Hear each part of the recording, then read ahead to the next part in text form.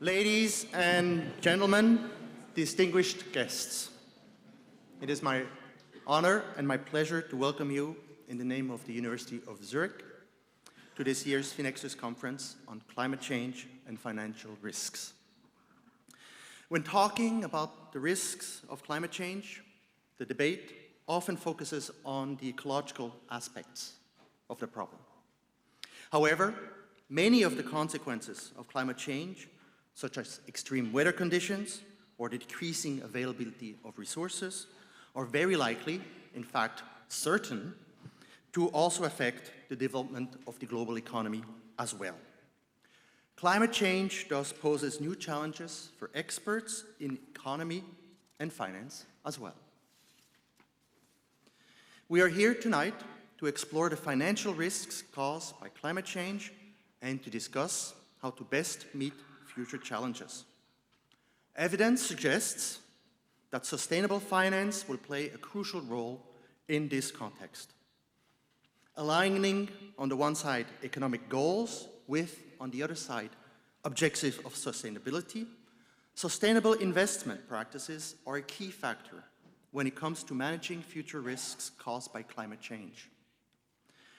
As a public institution, UZH is strongly committed to providing sustainable development, to promote it, both within its own ranks, within the academia, but also outside of the institution.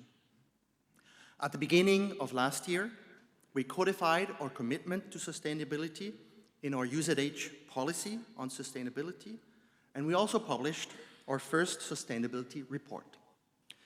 The report served as a comprehensive analysis of the status of sustainability at UZH. It pointed to areas where we clearly have a call for action, but it also at the same time impressively showed where our strengths lie. Research on sustainable finance is among one of these strengths. It's one of the most important areas for addressing the issues of sustainability in the long term.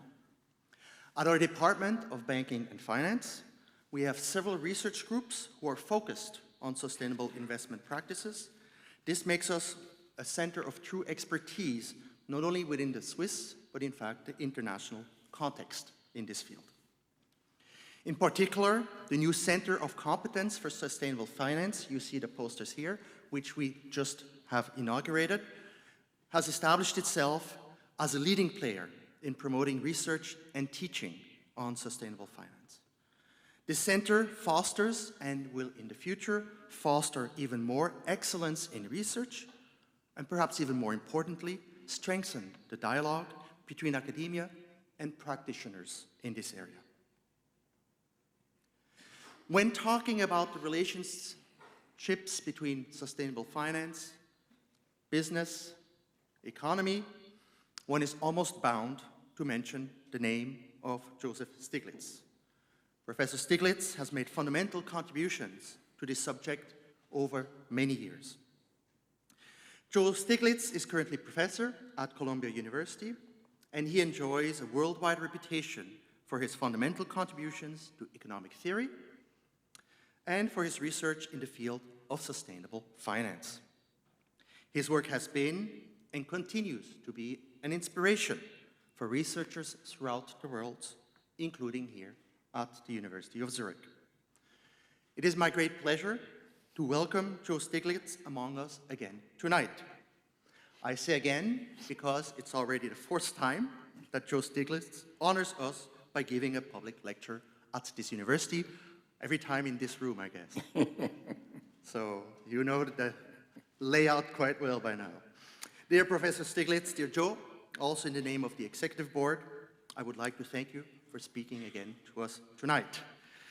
In the finance area, one always says that past performance is no indication of future performance.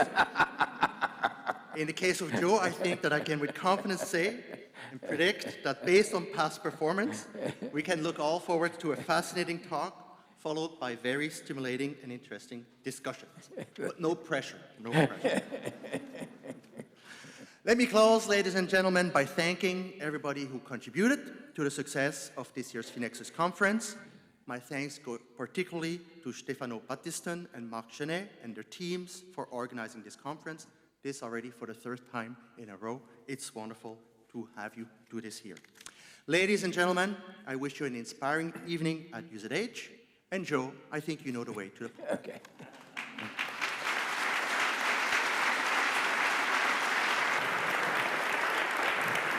Right, very nice.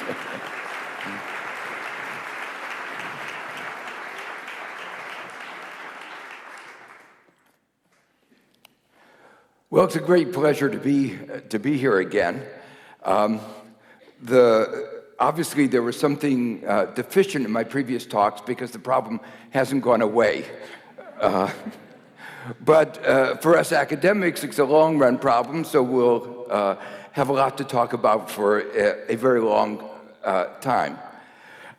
What I want to do, particularly today, is to talk about some aspects of climate change and, as I say, in particular on risk. And I'm going to begin by a discussion of a set of motivations for what I'm talking about. And then I particularly want to spend a little time talking about why markets don't handle climate change very well. And then I'm going to try to explain why one of the major strands in economics, including some people who've gotten a Nobel Prize in this area, have not done a very good job. It's other people's work, as I need to explain.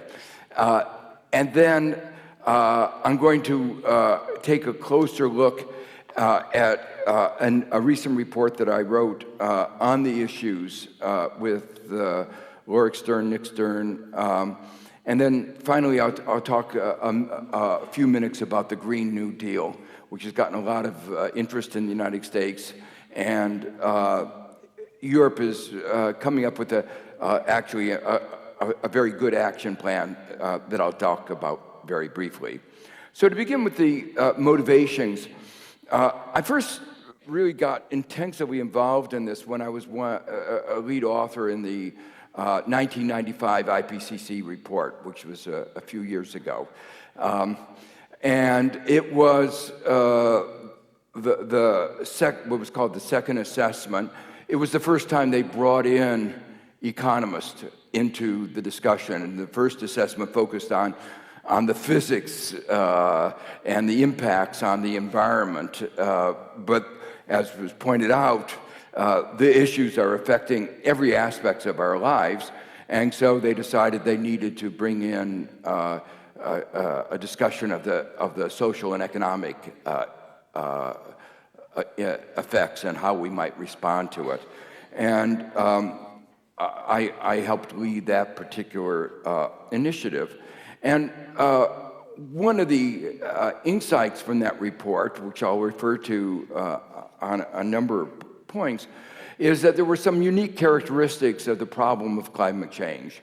It was very large uncertainties, both scientific and economic, very large nonlinearities and irreversibility, climate tipping points, with asymmetric distribution of impacts, both geographically and over time, a very long time horizon, and it was a global problem. It was, we called it global climate change. And as I'll come back to these, but just to take out one of those, the long time horizon, as most of you know, financial markets are very short time.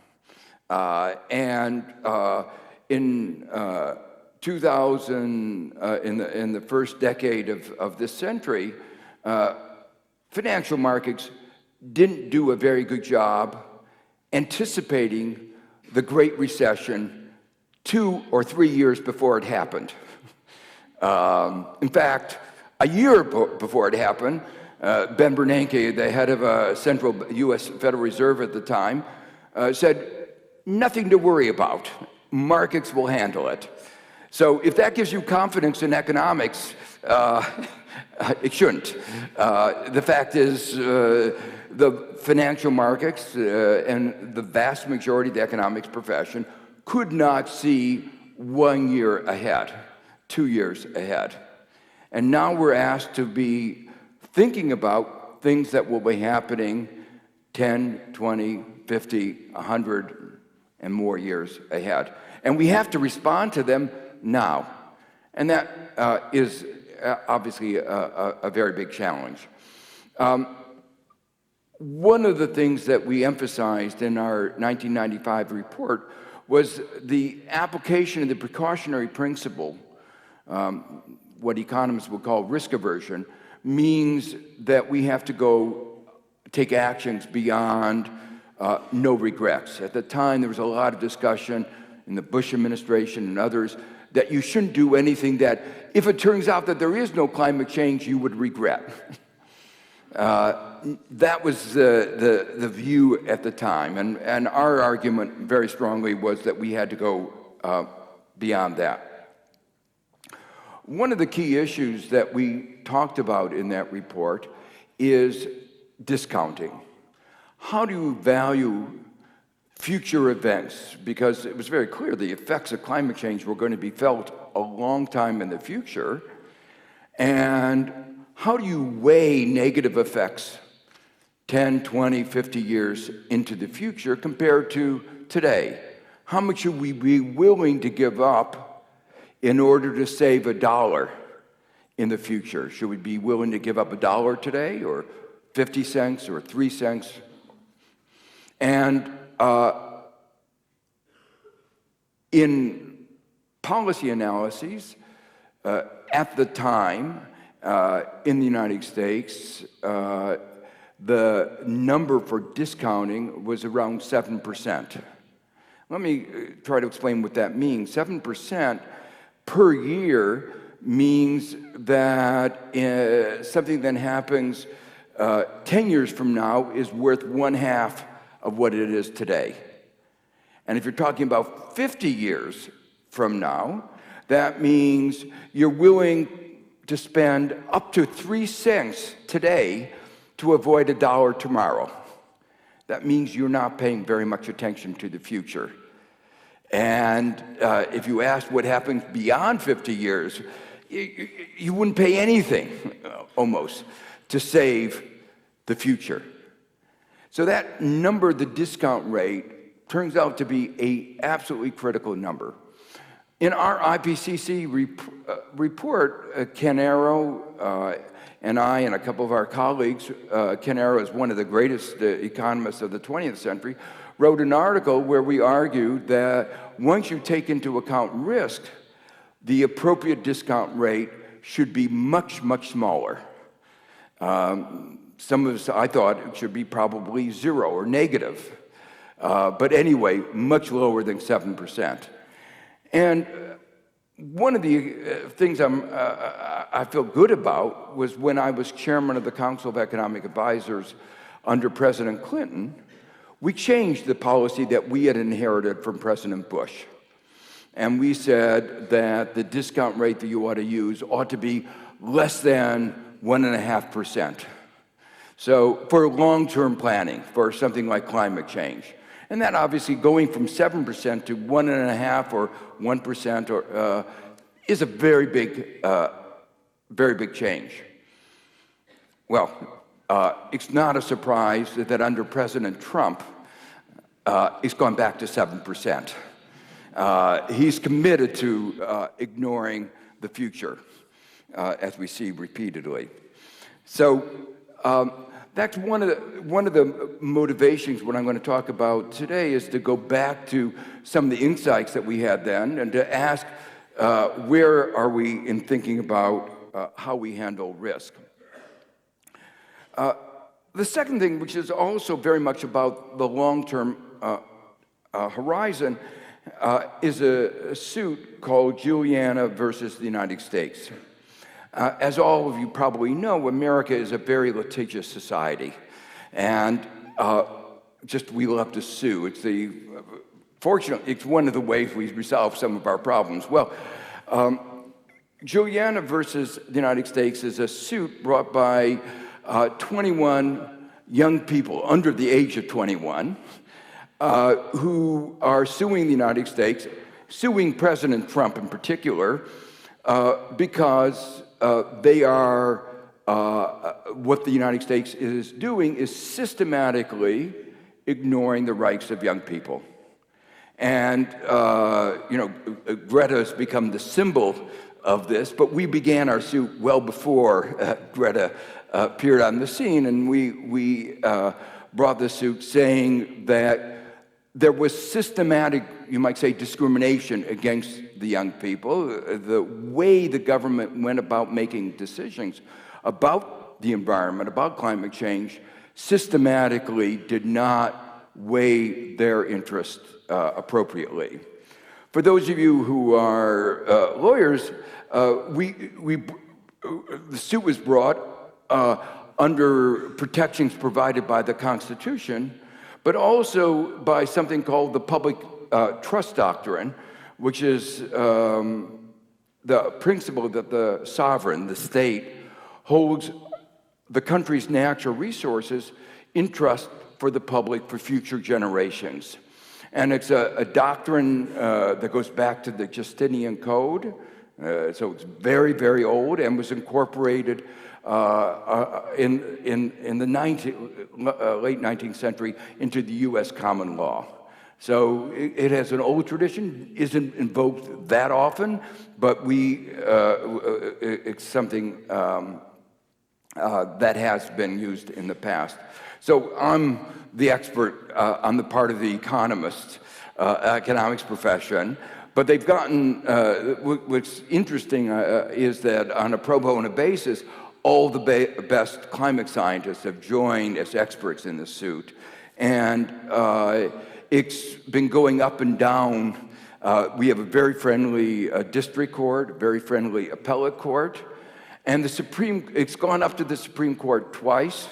The Trump administration does not want the case to be heard, and twice the Supreme Court have said it has to go to trial. So it is now still in the in-between stage. But it raises, in a legal context, what economists have talked about, the importance of intergenerational equity. And if any of you want to make a contribution to it, you're obviously welcome. The third motivation of what I'm talking about, or background, is a report of a commission that was established by a government, business, academic group. It was called the report of the High-Level Commission on Carbon Prices. It was supported by the staff of the World Bank, and it was chaired by Nick Stern and myself. The mandate of the commission was to explore ways of achieving the Paris goals, and what was necessary. How can we make sure that we respond in our behavior, in what we do, that will make sure that we can attain the 1.5 to 2 degree centigrade goals that were set in the Copenhagen and Paris agreements. And I'll come back and talk about some of the results, but one of the important findings was that carbon pricing, charging a price for carbon emissions, was necessary but insufficient, that you had to use other instruments. And the analytic foundations of this, which differs from some of the mainstream economics, are set out in an article that was just published recently in the European Economic Review called Addressing Climate Change Through Price and Non-Price Interventions. And what it argued is that you need prices, but you also need large public and private investments. You need regulations to guide the economy and to stimulate innovation. And the larger the investment and better the regulations, the lower the carbon price required to achieve the Paris goals. And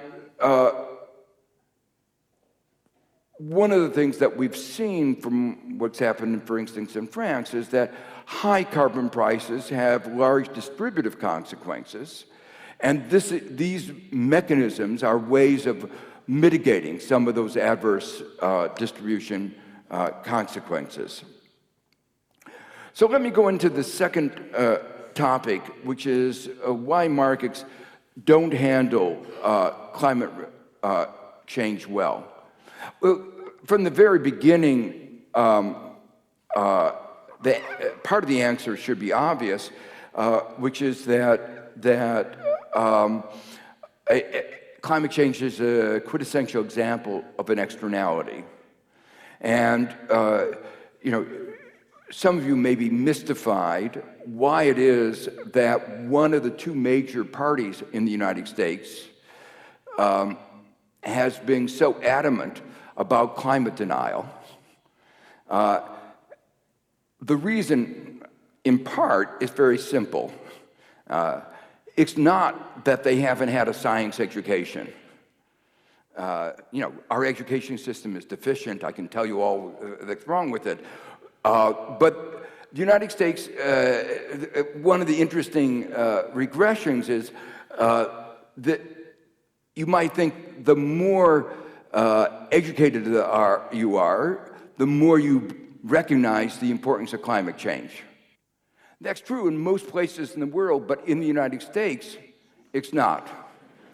On average, the more educated that you are, the less you believe in climate change. Now, that sounds paradoxical because we believe in universities that we do educate people, don't we? And that education has some positive benefits, including understanding what goes on. But it turns out that there's a dominant other factor, which is ideology. That one of the two parties is committed to small government. And if you think there are externalities, if there are market failures, if markets don't solve all problems, then maybe there's a role for government. And if you want to make sure that there's no role for government, you have to say there's no climate change. Because as soon as you say climate change, you realize we have to do something. If not, at least you have to have a price of carbon or have regulations. So if you look within the party, the more education, the more you believe in climate change. But on average, the Republican Party, if you haven't figured out which party it is, the Republican Party is committed to making sure that America becomes a third-rate country very quickly, and is committed to small government, and that means that ideological obsession overweighs all the influence that we can have as educational institutions. Well, I'm not trying to get you to vote in one way or another. I know you're not voters, but it is really important to understand some of the politics and ideology behind what is going on. So the externality is the obvious market failure, but there are interactions with other market failures. It exacerbates the problems associated with risk. And as I mentioned before, there are high levels of risk and uncertainty. Risk markets are very imperfect. Risk is endogenous. Climate change is bringing about, necessitating a large structural change in the economy. We're going from a fossil fuel economy into a renewable energy economy. And that's going to have lots of changes in the structure of economy. And markets don't handle well these large structural changes. And a key part of climate risk is the transition risk, the risk that the transition will not go smoothly. And this is obviously exacerbated by the fact that markets are short-sighted, as I've already mentioned. Finally, a key part of responding to climate change is innovation, But there are pervasive market failures associated with innovation, both in the level of expenditures and in the direction of innovation. You know, it should be obvious. We are spending lots of resources trying to save labor when we already have, at least in large parts of the world, high levels of unemployment. But we're spending very little resources in trying to save our planet. And any socially well-directed innovation would be spending a lot more in trying to save a planet and less in trying to create more unemployment. So, as we see these examples of market failures, they actually interact well with our new understandings of the limits of markets. Prices can help address externalities, but in the absence of a full set of state-dependent prices, which never exist, regulations can be superior, at least an important complement. And the late Marty Weitzman, who was referred to this morning, wrote a very influential paper trying to explain why it was that quite often regulations or quantity interventions are superior to price interventions.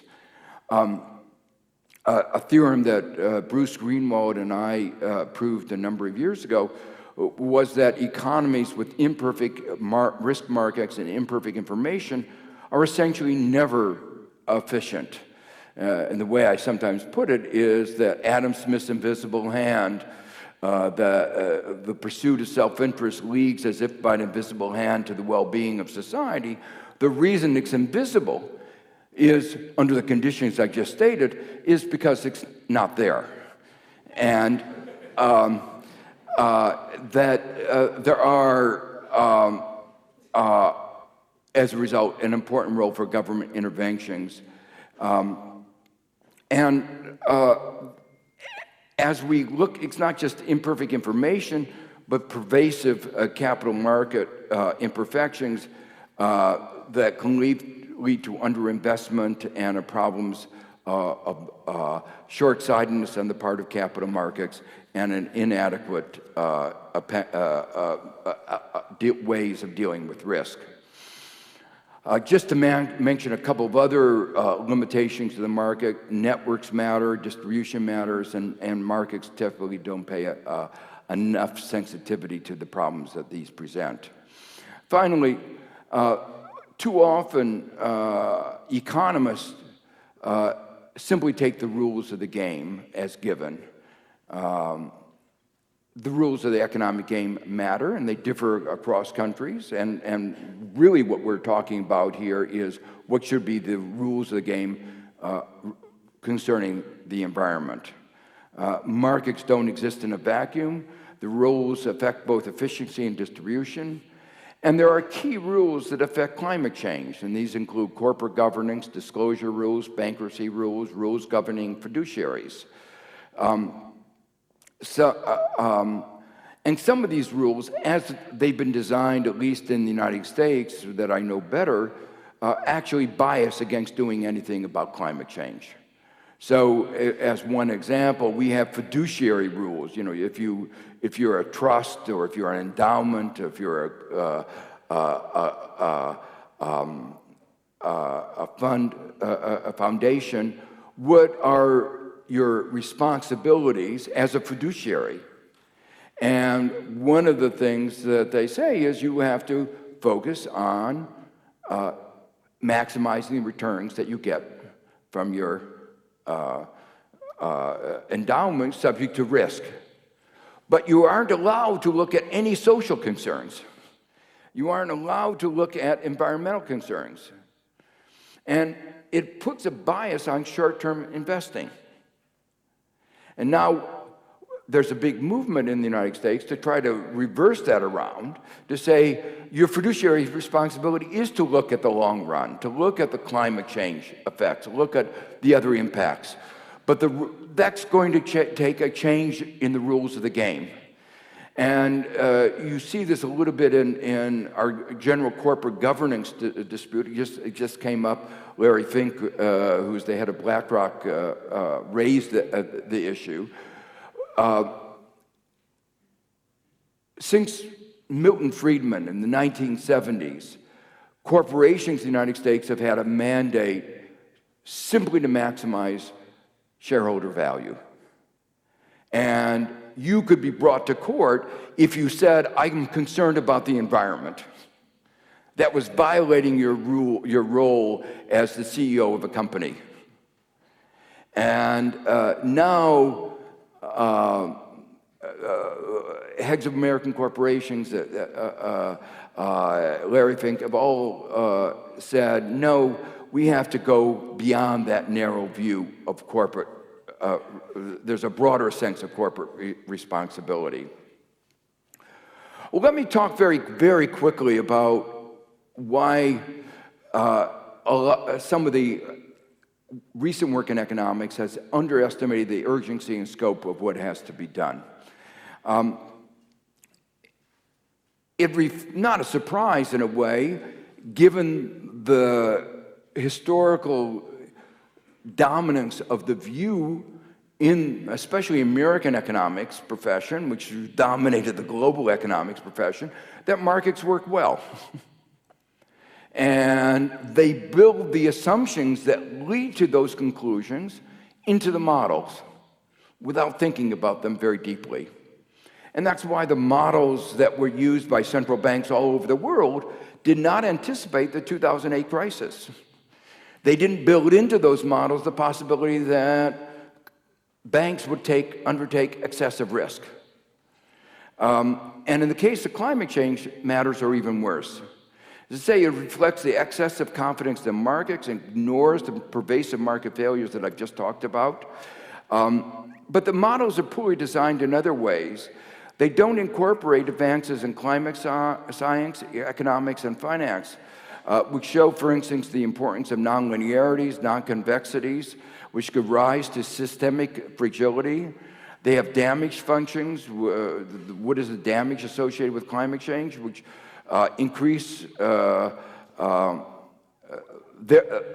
damage function should increase disproportionately with climate change, but their models tend to have them increase linearly. They don't recognize the importance of climate variability, both over space and time. And they don't recognize that climate change can increase disproportionately with greenhouse gas concentrations. The dominant set of models are integrated assessment models, and a particular variant of that is called the DICE model, used, for instance, by my classmate Bill Nordhaus. The result of his simplifications is, he says, not to worry, we could easily live with a 3-degree temperature increase. And in fact, he says that would be the optimal response, to allow temperature to increase significantly above the 2-degree level. And obviously, those of us who are skeptical about that result have looked at the model and observed there's an inadequate treatment of risk, inadequate treatment of technology, and inadequate treatment of the normative framework.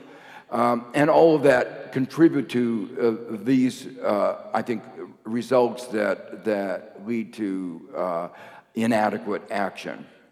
Let me just say a word about the normative framework. The kind of framework that he posits is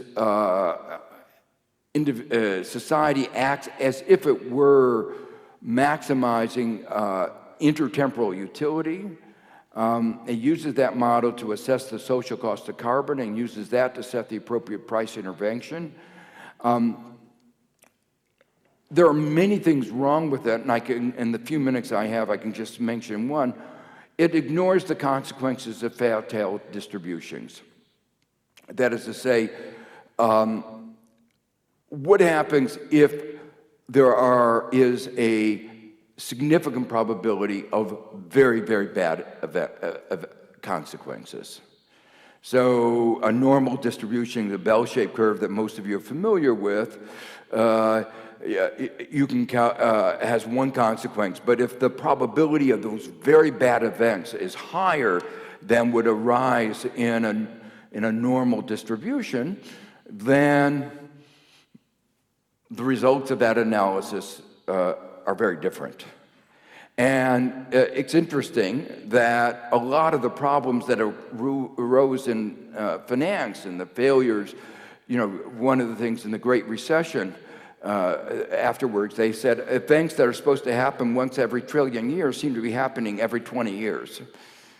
And what that says is the tails of the distribution are a lot fatter than typical people in finance have assumed. And that was what got Myron Scholes and Bob Merton into trouble. And their company, Long-Term Capital Management, went bankrupt right after they got the Nobel Prize for their work. So these fat tails are really important. Now, the standard models assume no tails because they assume no uncertainty. And that's obviously even worse. But once you have fat tails, the concept, expected utility may not even be defined. Expected utility may be minus infinity. And then you can't use that as a normative framework. And you have to look for another framework. Marty Weitzman drew attention to the fact that the tails had that were fat-tailed and what implications that had. And finally, the standard approach confuses risk discounting with time discounting. Now, in businesses, it's quite common, if you say it's risky, we're going to use a higher discount rate rather than the 1.5% you get on a T-bill, you use 5% or 7% or a higher number. But think about what that means. As I said before, if you use a high discount rate, it means the future is not something you worry about. But that's exactly the wrong normative conclusion.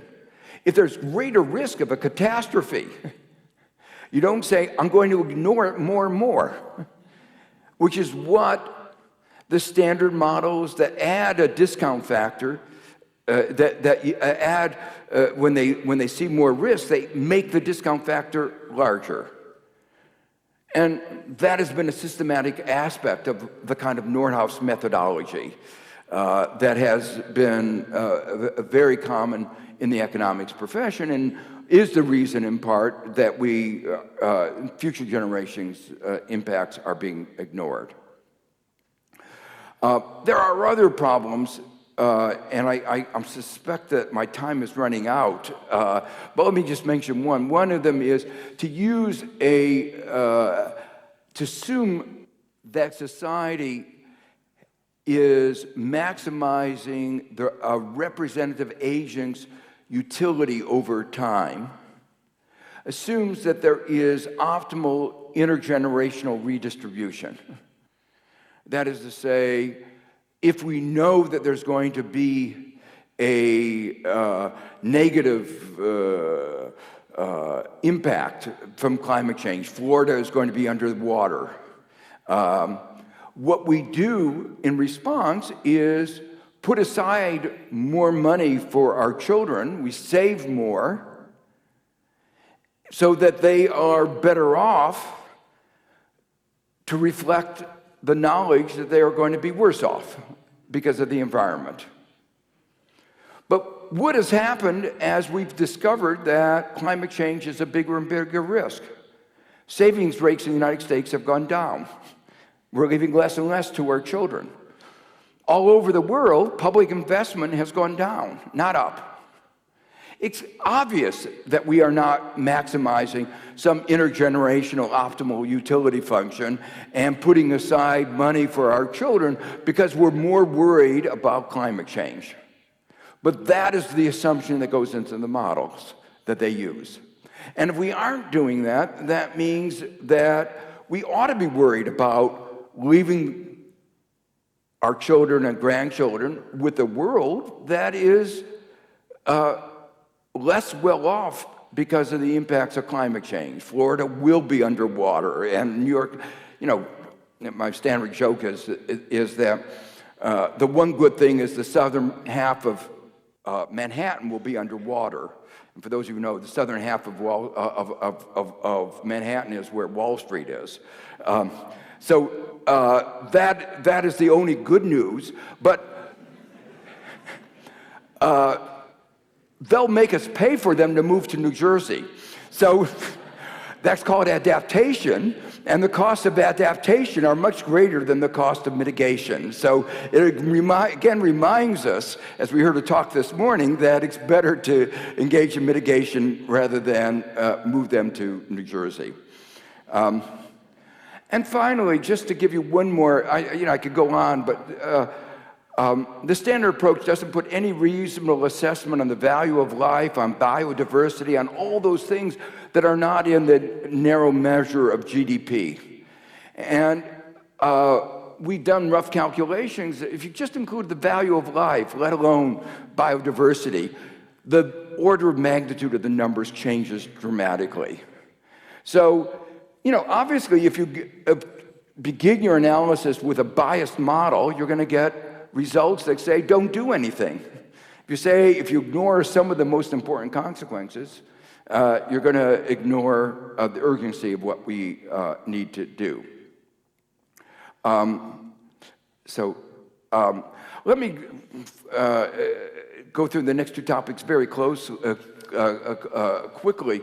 The report that we did, the central results of our report were twofold, that countries need to undertake what we call climate policy packages. That is to say, they have to include, as I said before, not just pricing, but regulations and investment.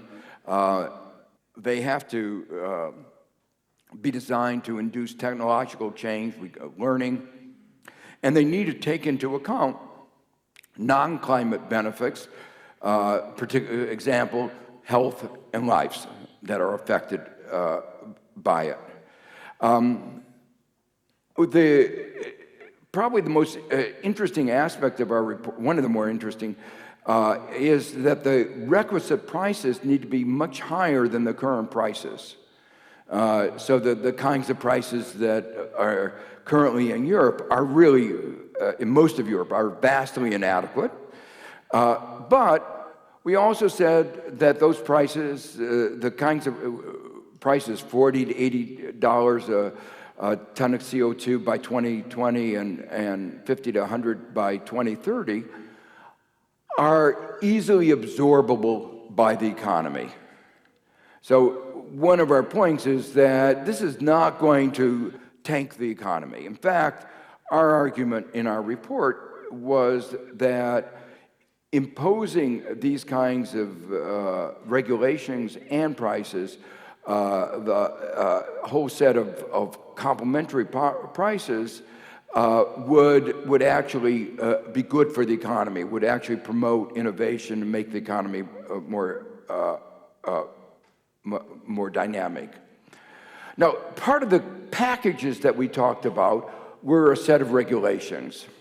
And particularly in America, regulations have gotten a bad reputation. And I think that's misguided. Every society needs regulations. The Ten Commandments were a set of regulations. You're not supposed to kill other people. You're not supposed to lie, all kinds of regulations. But in a city, in an interdependent society, you need regulations to live together. So you talk about New York City. If we didn't have stoplights, which are a very simple regulation of who can go first and then who goes next in a traffic, we would be in gridlock all the time. So there is this very simple regulation, not hard to implement, not hard to enforce, that enables New York City to function. And there are lots of climate regulations that are also very easy to implement. No coal-fired electric generating plants.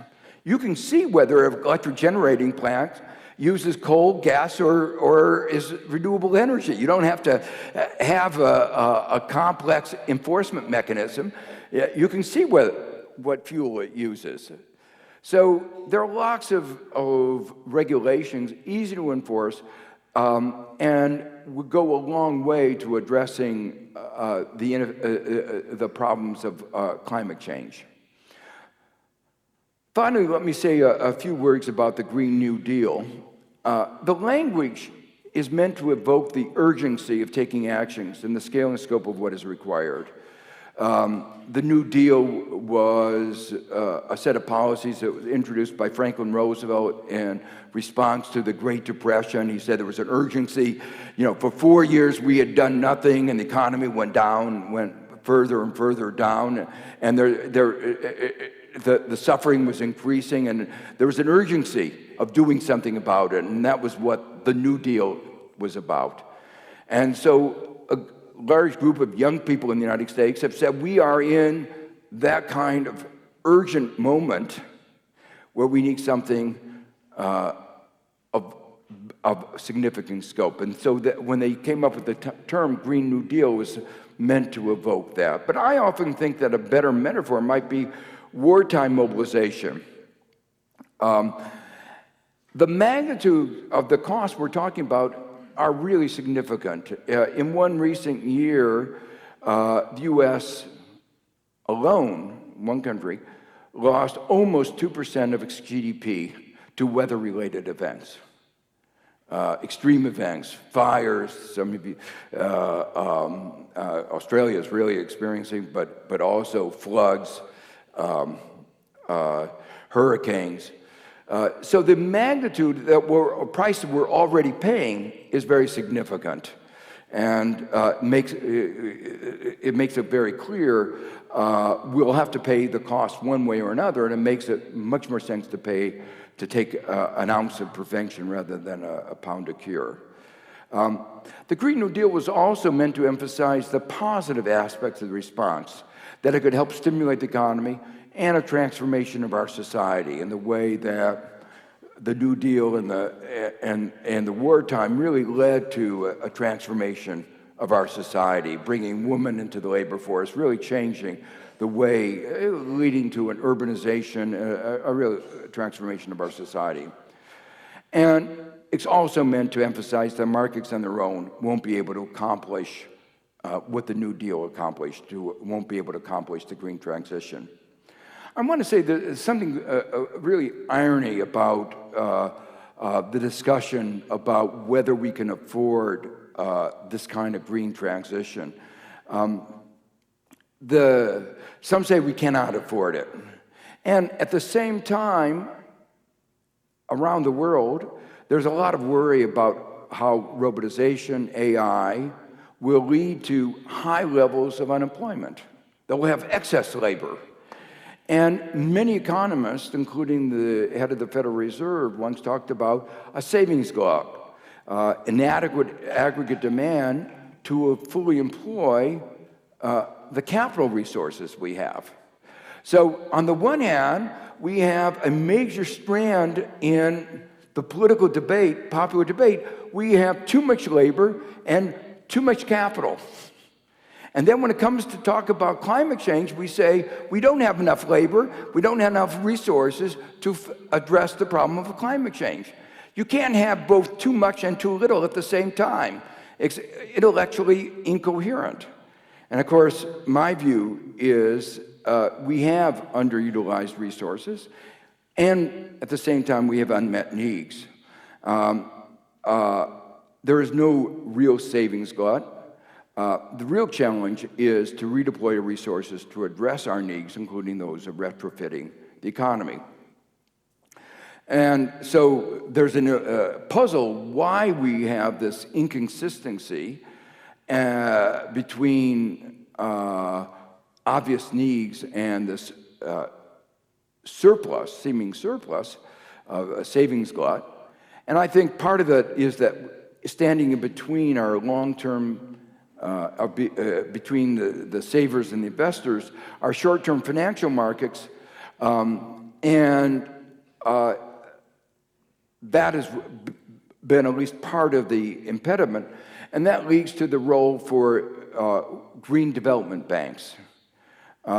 It's already part of the mandate of the European Investment Bank and the World Bank, and there are new global lending entities, South-led, including AIIB and the BRICS Bank, which are focusing on this. And one of the interesting developments is in the United States, a number of green banks are being established by the states. New York State has done it because the federal government is absent without leave. I mean, it's hostile. But New York State is going ahead and has created a green bank. Well, so I think that, as I said before, I think the green transition could stimulate the economy, could help bring in a new era of energy and other innovations. Obviously,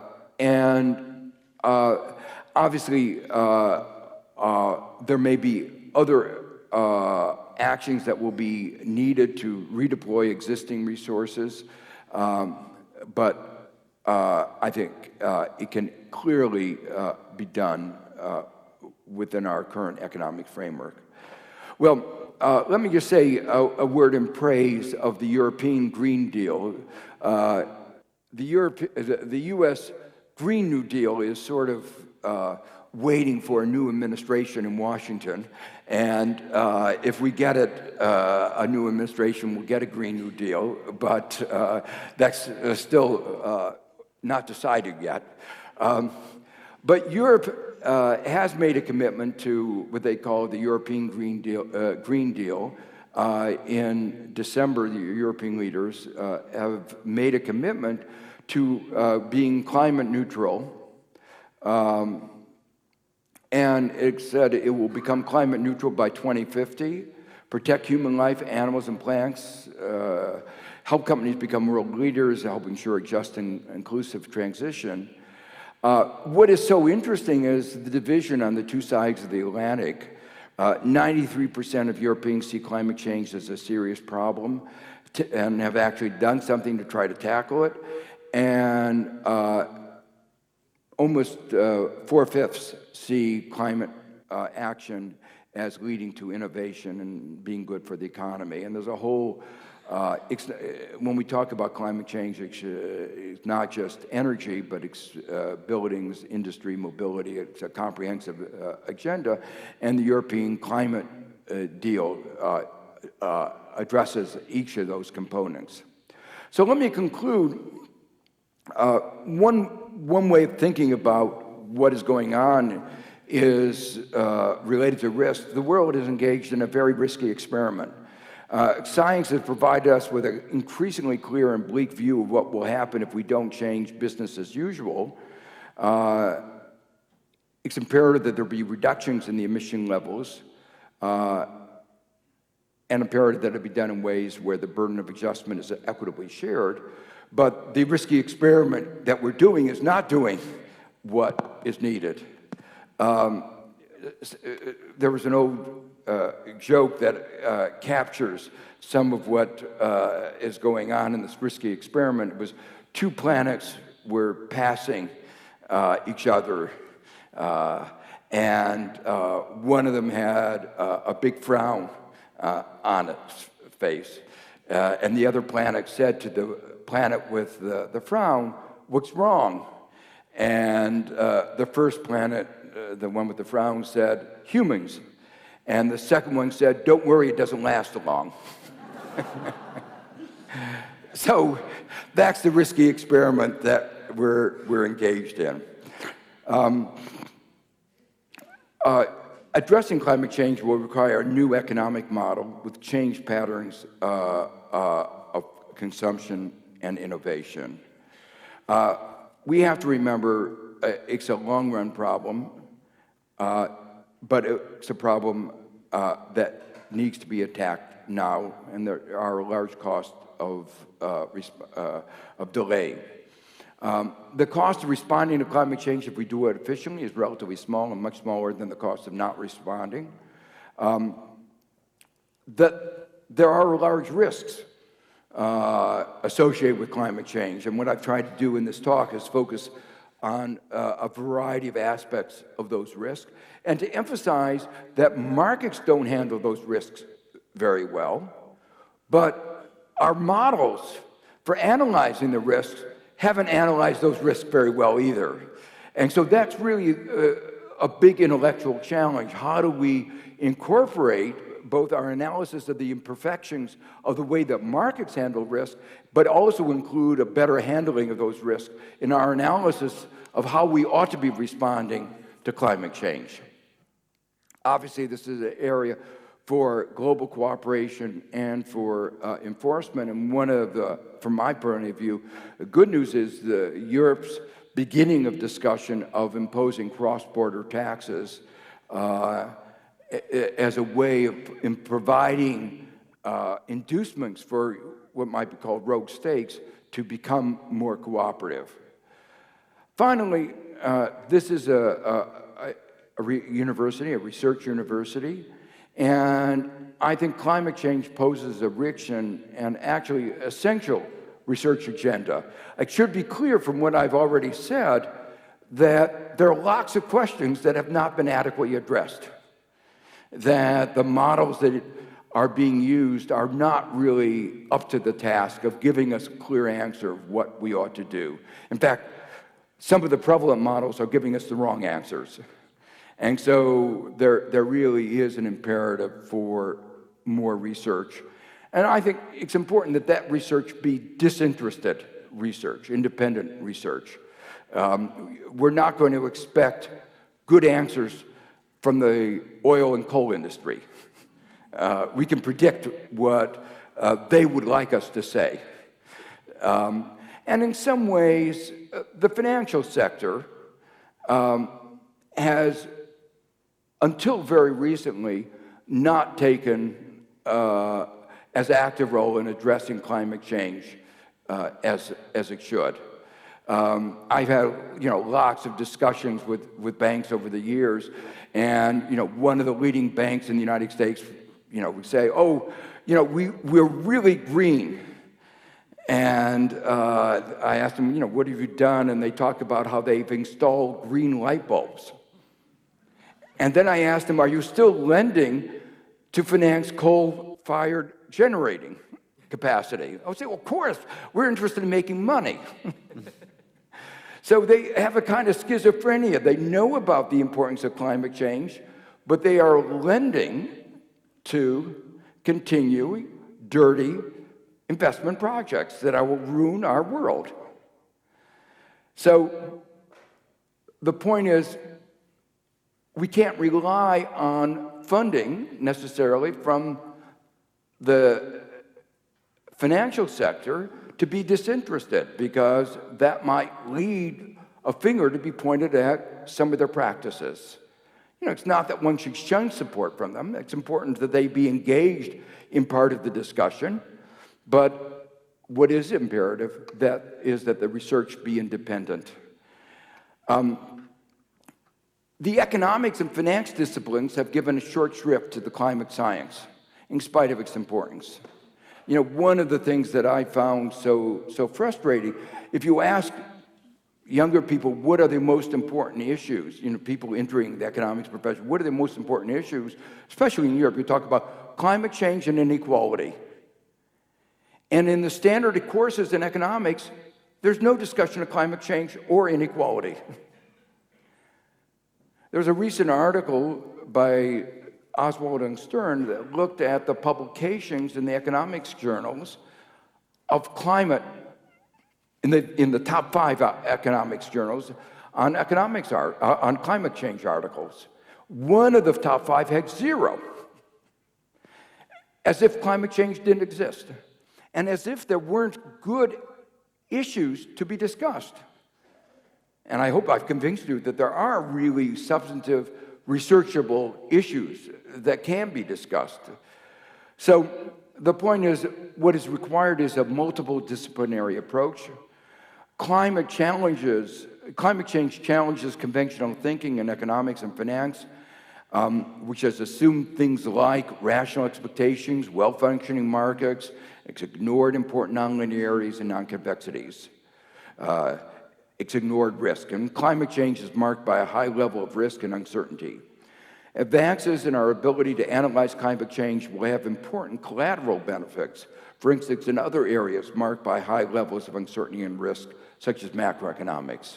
So I want to congratulate you for your efforts here at Zurich of trying to begin to focus intellectually on these real intellectual challenge that are posed by climate change.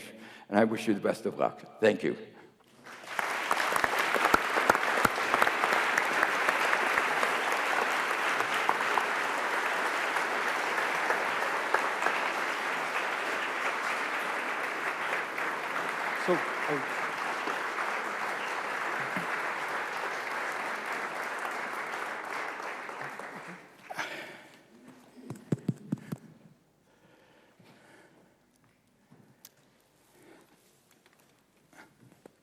So we now move to the part of the session where we have we engage in a conversation and we engage, hopefully, also the public. So, Joe, thank you so much. I think your presentation was really very rich. You touched upon very important and fundamental points. And let me start from a connection between the end and the beginning. So at the end, you talked about the importance of a Green Deal, but at the beginning, you were talking about the fact that the energy transition is potentially a structural change. So it could be a structural break. There has been structural changes in the economy in the past. And so while the green transition could stimulate the economy, not all the time transitions go necessarily well. And so in this context, there's a number of actors, including financial supervisors, including in particular the Network for Greening the Financial System, who are concerned with this transition not being smooth and being, they call it, disorderly. So what is your view on how could it be that something goes wrong? What does it mean that it goes wrong, and what is it important for people? So, I mean, there are many ways, many difficult aspects of the transition, but let me just pick up your question about disorderly. So, if markets fully anticipate the future, and climate change is an area where we're constantly learning, so there's a sense in which it can't fully anticipate, but if it could fully anticipate, then everything would be reflected in prices, and then the news that gets reflected over time would be relatively low, and therefore the changes in prices would be relatively small from one period to another. Okay? So that's what we mean, you might say, by an orderly transition.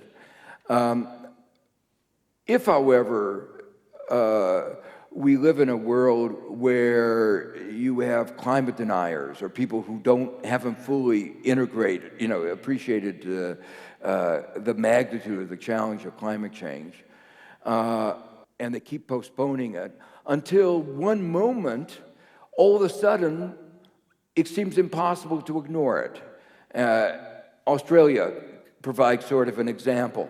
Australia's been having an active debate for a very long time about climate change.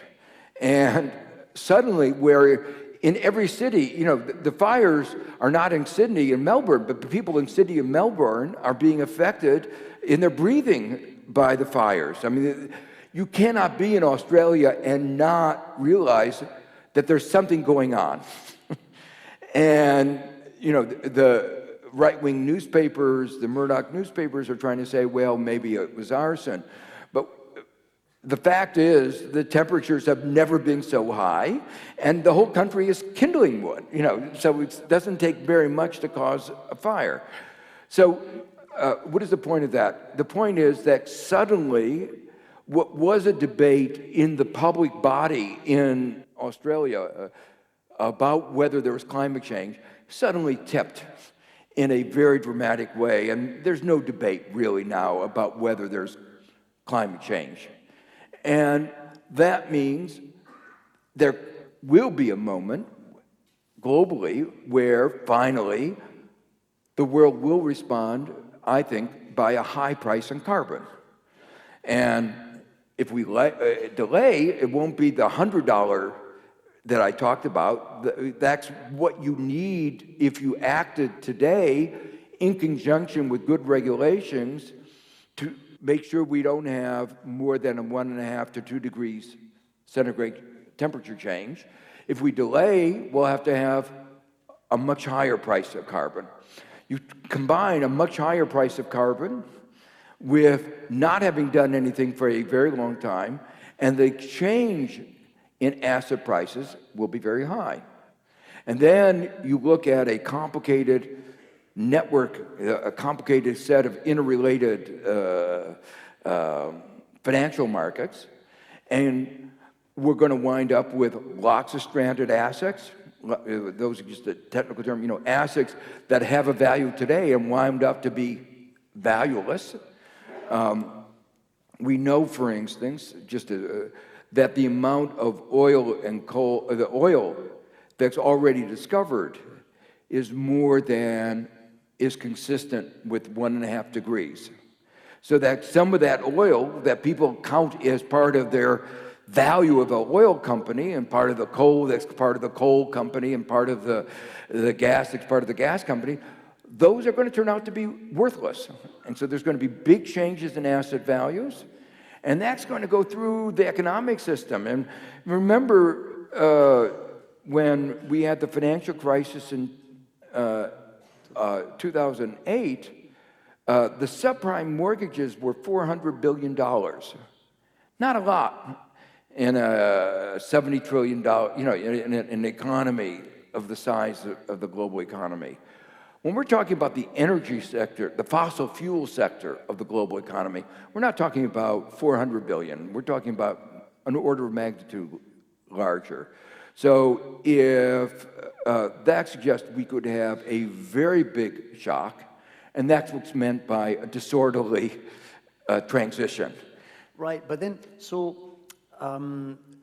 the timing of that transition is hard to predict, and still there could be a chance that the transition is in fact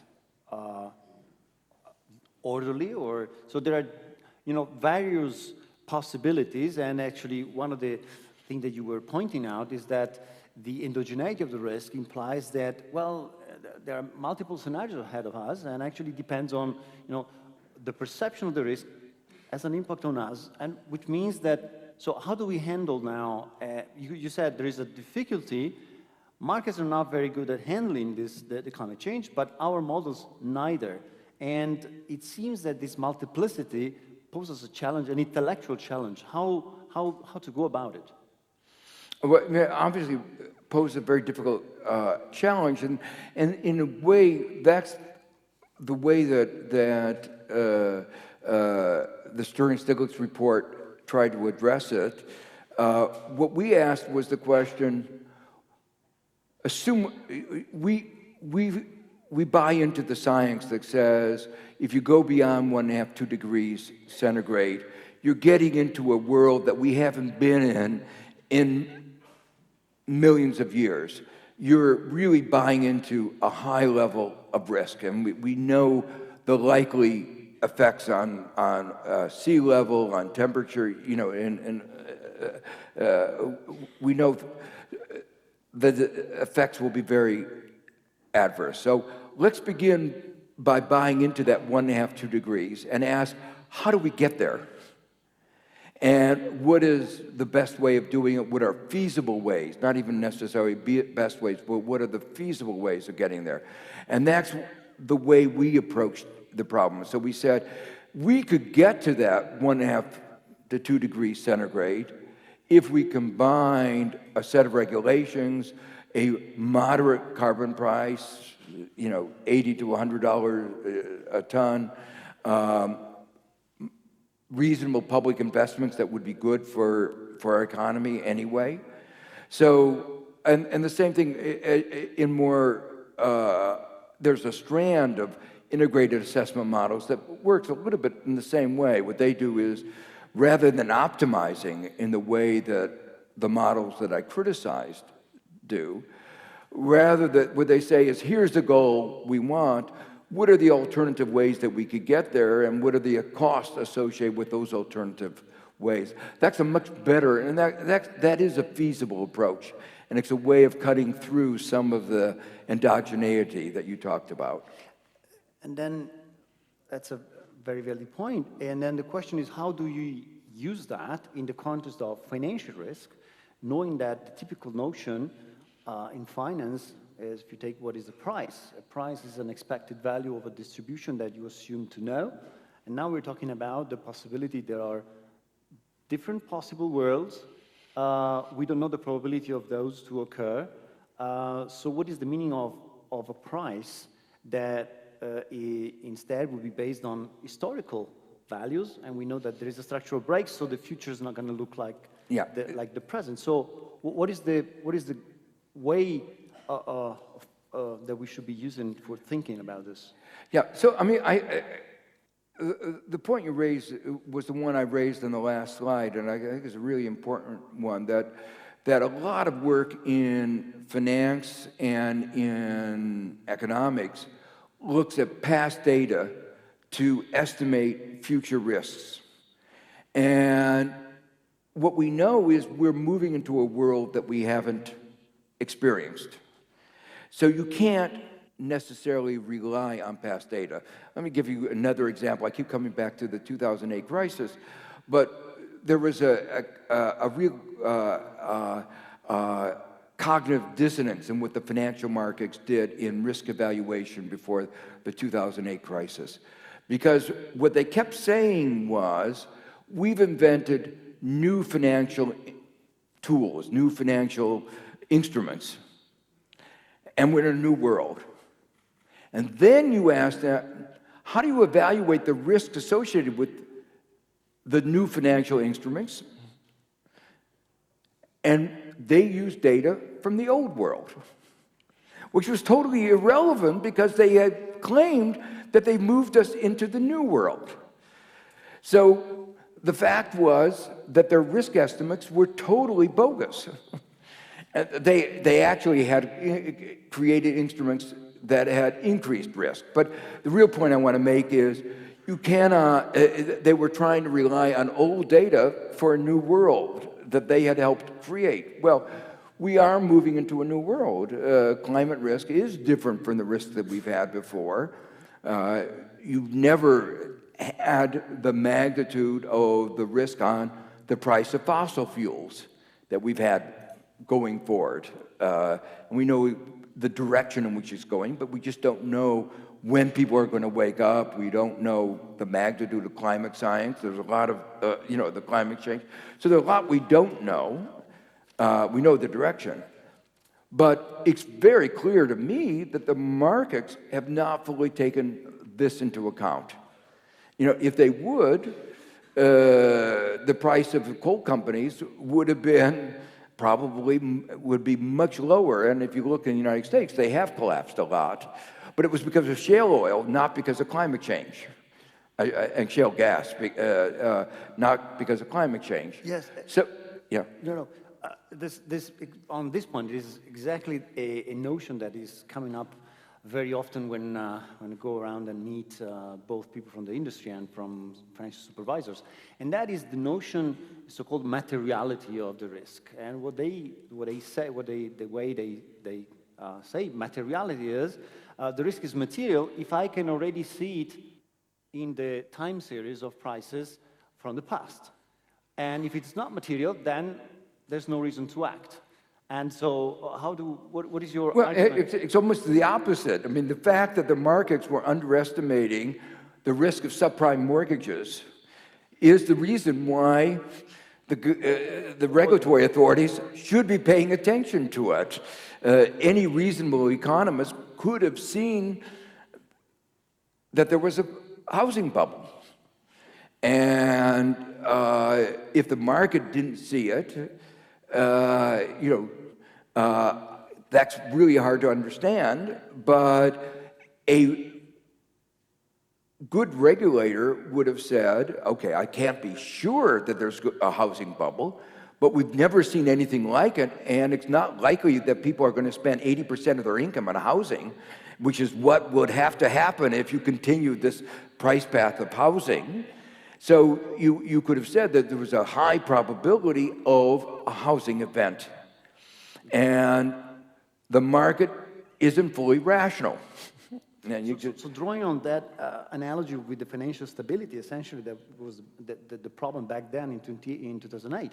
So essentially, are you saying that with a very similar argument, just looking at the financial component that is coming from climate risk, then it would be essentially in the duty of a number of financial supervisors to say, to demand from those institutions that are under supervision, show me how you are going to handle climate risk. Do you have the right scenarios? Is that's right. I mean, and there's an increasing movement in the United States and many other countries to require, as a matter of law, the disclosure of climate risk calculated in an appropriate way. So what would happen to the value of your assets if the price of carbon went to $100 a ton? And look at that from a systemic point of view, not only your direct, but what would happen to your supply chain, your customers, your economic environment.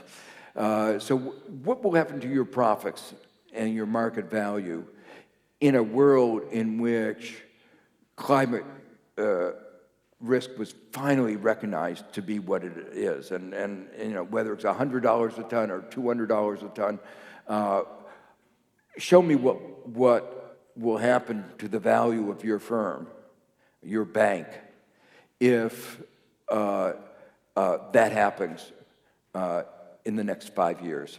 Right. So that brings me to the looking into some of the issues that you have raised on the standard approach on the economic analysis of climate change. And it's essentially you were saying, well, some of these models, one of the problems they have is that, first of all, they're ignoring tail risk.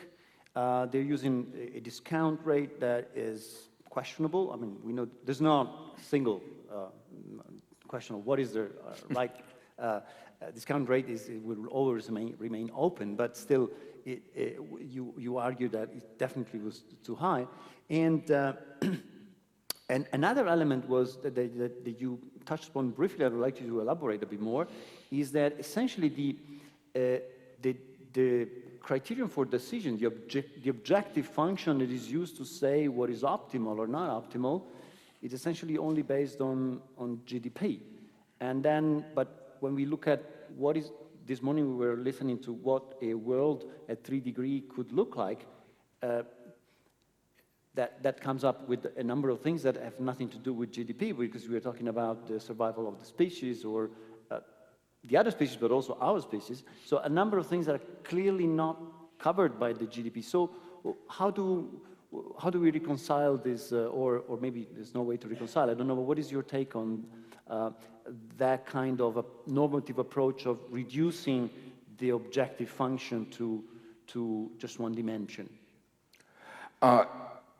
I think what you can say is, first, it almost surely gives us a vast underestimate of what needs to be done. You're leaving out many of the most important costs. So you know that you've biased your results. So the second question is, could you incorporate these other costs into your objective function? And I think, the answer is you could. It's probably very uncomfortable for many people. To give you one example, you have to value individuals' lives and you have to value biodiversity. And we know that both of those are problematic. But what we can do is construct models.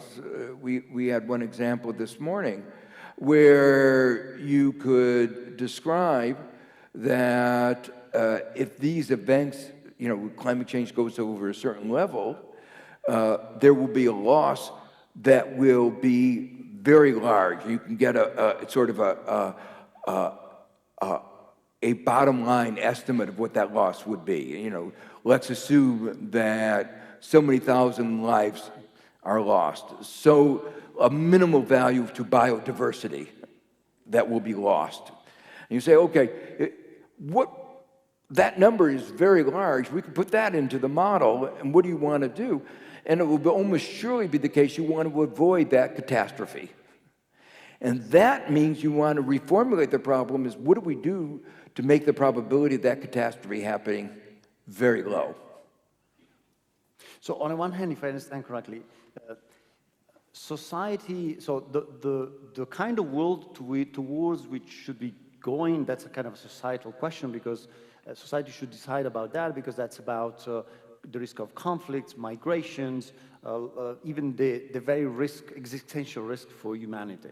And then, so that's the kind of decision that have to be made. But that comes with a number of, if you want now to make that decision rationally, then you should be using criteria that are consistent with those dimensions, those preferences. And if you don't, then you're just having an optimality that is completely disconnected and incoherent with your necessity of going, satisfying your own preferences. Yeah, very much so. And another way of putting it is there's enough evidence from climate science that going beyond 2 degrees has a significant risk of resulting in, you might call disastrous consequences that we would want to avoid. You would add, if we were to have a discussion, do we want to avoid even a 5% probability of so many deaths, so many disasters? I think there'll be a global consensus. Yes, this is too big of a risk to undertake, and so we should do what we can to avoid it. Now, if it came out that it cost us 95% of GDP to avoid that 5% probability, then you would open up the discussion again. And you might want to fine-tune, what the trade-offs are. But if it turns out that you could actually achieve that 1.5 to 2 degrees objective with easily absorbed within our current standards of living, then you would say, why would you in your right mind undertake a risk of a global disaster for something that we get almost an imperceptible benefit from today? So then where is the rub? Where is the obstacle? What is the gridlock coming from? Is it the political I think it's special interest. I mean, to put it bluntly, I think if there were no coal oil industry and no people who had invested in and lent to the coal and oil industry and in one way or another, and it's just not only on investment. The coal miners are an important one of the big problems in the United States. Turns out to be the construction workers who are expanding the gas fracking fields. They're good-paying jobs, and there are a lot of bad-paying jobs, but there aren't many good-paying jobs. So on both the capital and the labor side, there are lots of people who are doing well as part of their destroying their environment. But the narrative has changed a lot. So 5 years ago, all companies would have said, actually a bit before Paris Agreement, they used to say, there is no climate change, and they would just deny it. And then they would start, slowly they would say, yes, maybe there is climate change, but there's nothing we can do about it, or it's not human-induced. And then getting close to the Paris Agreement, there was, if you follow the tweets of these kind of accounts from oil companies over time, that's kind of where you see the change in the narrative. And then they start saying, yes, there is climate change, but it's going to be very costly for the economy. And then they said, well, finally, and I said, yes, there is climate change, there is something we can do about it, and we want to be part of it. That's the new narrative. So shouldn't worry anymore? You think, what is the, should we trust that all the oil companies are now on board in the transition? Well, let me begin with the coal companies. I can assure you the coal companies are not on board. And,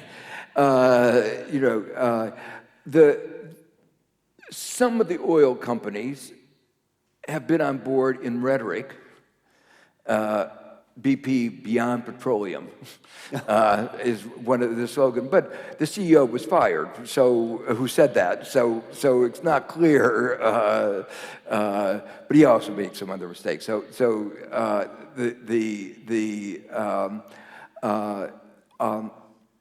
But a number of the companies are reimagining themselves as energy companies or doing something beyond that, even going into doing research on carbon storage, because I say we have some of the technology that might be good on carbon storage. So I think a number of them are waking up to the reality that they better diversify their portfolio because they're worried about climate risk. So there has been a change in the narrative. But I think they're still in a different time horizon than we need. I think all this discussion has helped move them along. Mm-hmm. Exxon no longer spends money to fund think tanks to deny climate science like it did for a long time. So it's a better, it's an improvement, but it's a little bit like the cigarette companies. This is unfair, I'm sure. The cigarette companies no longer claim that climate science, that there's no adverse health effects. They just actively try to promote smoking among young people all over the world, except where it's regulated.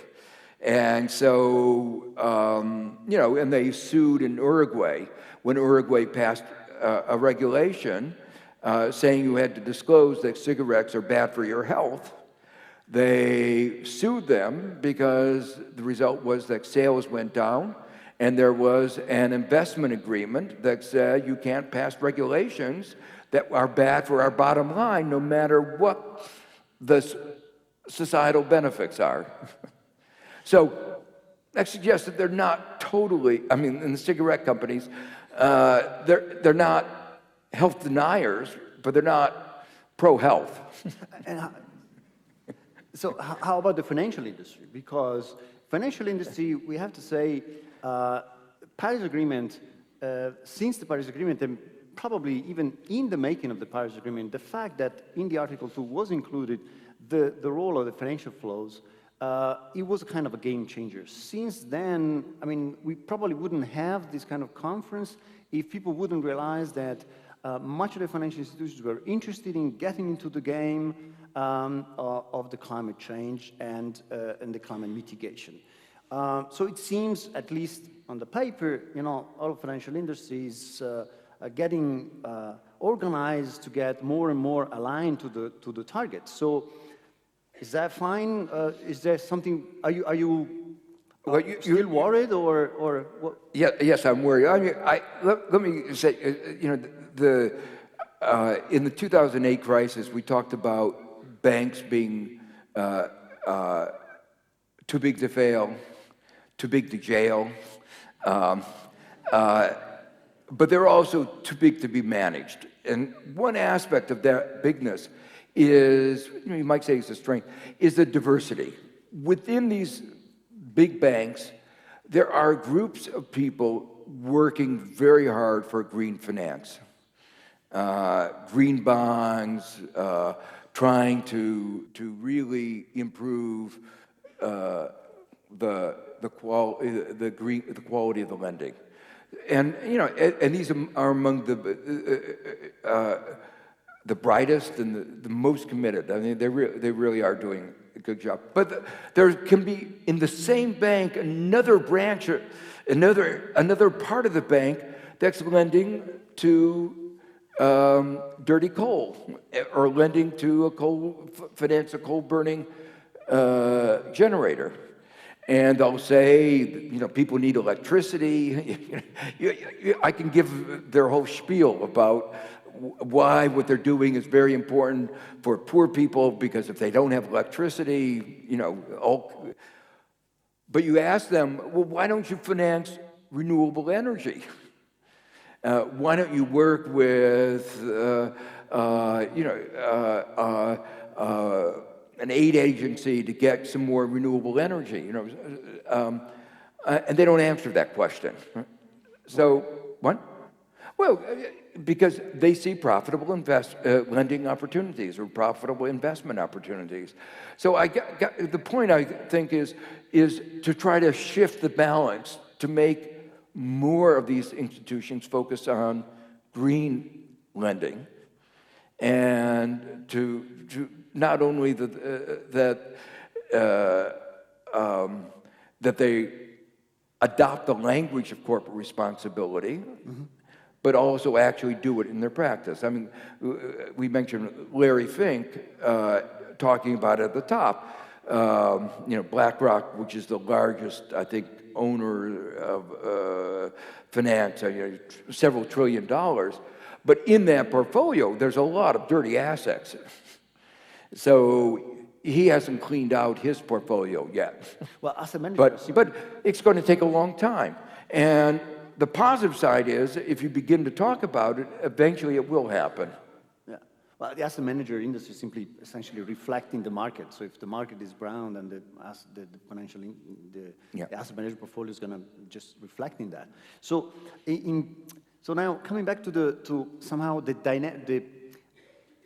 dynamics of the transition. So what would be, if essentially we continue with the wrong models, or models that are not assessing appropriately the risk, what will happen? I mean, what is the consequence of not having an appropriate assessment of risk, which is what we're trying to do? Yeah. In conference.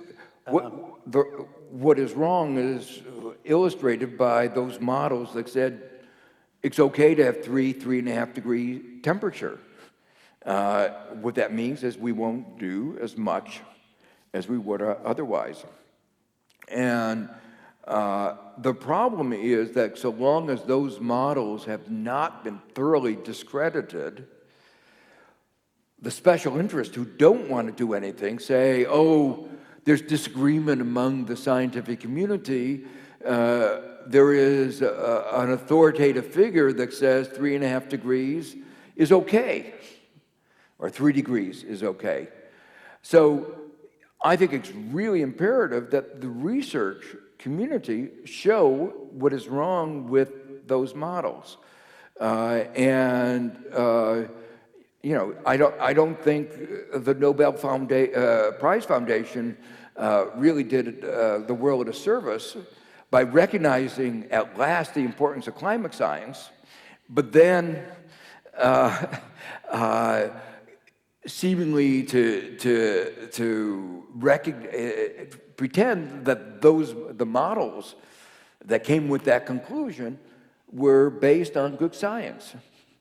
Well, certainly an important merit was to bring the climate topic to the attention. I think that was one of the big thing last year with the Nobel Prize. At least now everybody knows that that should be a topic in economics. We'll see if that will have an impact.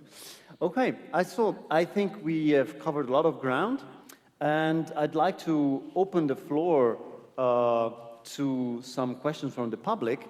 But for the sake of time and for the sake of getting the conversation structured and organized, I would like really that you think through your question. It has to be a question. It has to stay into about 30 seconds or 1 minute if you can. I see Axel over there, so if we can organize the microphones. He was raising the micro. How many micros do we have? Okay, so there's one question over there, and this is the gentleman in the center, Professor Mikhailova. And we'll collect batches of 3 questions. Yeah, thank you very much. My question would relate to the regulation of export credit agencies. What would be your suggestions how to regulate their business? Because evidence shows that they have been consistently financing fossil fuel infrastructure, and especially now with the rise of the East Asian powers, this is increasing. The Q1 over there, Rihai. Yeah, first of all, thank you very much for this really interesting presentation. I wanted to come back to 2 different points. So one was about the monetization of issues that are very tough to monetize, like biodiversity. I think, can't remember now, you added a value of life, right? Is value of life really the productivity of a person? I mean, there's a library of literature about this. I'm wondering whether we should not value those things. We should not evaluate them economically. Another way of looking at those could be that there's a lot of echo, by the way. Is that better? Okay. Another way of approaching that would be that basically you start to model physical constraints on issues which are outside the monetization. So you try to be cost-effective, as cost-effective as possible to solve the climate problem, but at the same time you try to put biodiversity constraints into your model as real physical constraints, because it's a societal value within the context of each country, what sort of biodiversity they want or don't want to preserve. It's a little bit like the WHO would not set its health guidelines based on economic optimization. They set the health guidelines about PM 2.5 in the ambient, in the air, based on whether it's going to kill you in the long term or not. And I think that's a better way. So not everything should be subject to monetization. That's my argument here. I was wondering what you think about this. That's at least what we do at IASA. We try to differentiate very carefully what we monetize, what we don't want to monetize. Second, very quick point, very quick comment perhaps, is... Just because it's you, Q1. Yeah, okay, very quick, is Bill Nordhaus and the Nobel Prize. So my interpretation of this is that Bill received the Nobel Prize because he was, in the early 1970s, the first person who really put environmental science into an economic model. So basically, it's amazing what sort of carbon cycle he had in the first version of the DICE model, and that he was thinking about the damage function, which I completely agree with everything that you said about the current use of DICE.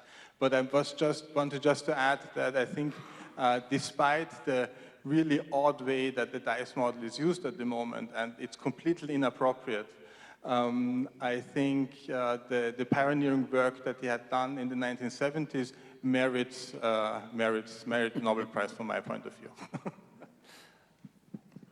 There was a question here, Marco Galbiati, but you have to state your name and get the micro. And try to stay in 30 seconds. Yes, Marco Galbiati, IHS Market. There was a question about the economics, how come that certain things still become so influential in the economics profession? Again, DICE model, in my opinion, they're extremely boring from a mathematical point of view. They lead to really strange conclusions. But I guess this is covered by already that question. The other point was finance. This has been also maybe covered already. I see some potentially positive strength in there. You mentioned some very bright people in finance that try to look at green investment. Do you think that that could be really something, if that part of finance, the good part of finance grows, could that be that is the point where actually a revolution starts? Because again, oil companies, if 90% of your assets are in oil or coal, there's not much you can really do about that, except maybe shutting down and losing your job. If instead you're in finance, it's just a matter of where you place your portfolio, and so you are more nimble, you're less constrained, maybe. So I was wondering whether there is a hope from that part of the economy. Thank you. We're going to take a fourth one. Rahul, over there. Rahul. And then you on the next batch. Thank you. Joe, I have a very quick question for you. Can you comment on whether we've learned how to learn, considering everything we know is in the past, and we're talking about dealing with the future? Very short. Okay. So I think it's good for this batch. Let's go to the... Okay. Joe, the floor is yours. A lot of hard questions here. The easy question first, which is the first question, should particularly government agencies that lend, say, to developing countries or abroad, even take into account climate? I think the answer is absolutely yes. In fact, I think all public agencies ought to take into account climate and climate risk, because it is a public imperative. And if we had a full carbon price, you would say, okay, we'll let the market take care of it. But we know we don't have a carbon price, and we know markets aren't going to take care of it. And that's why I think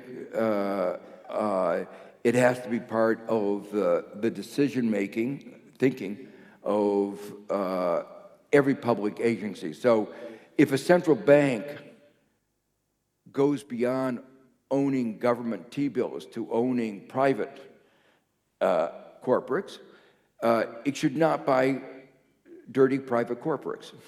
It shouldn't buy bonds from a coal company. And a government export-import finance should not be lending for coal-fired generators. And this, let me say more broadly, is a very major issue because has not been fully appreciated. It's a global issue. The Belt and Road Initiative, China is itself moving more to green internally, but it's financing a lot of dirty coal-generating power plants around the world.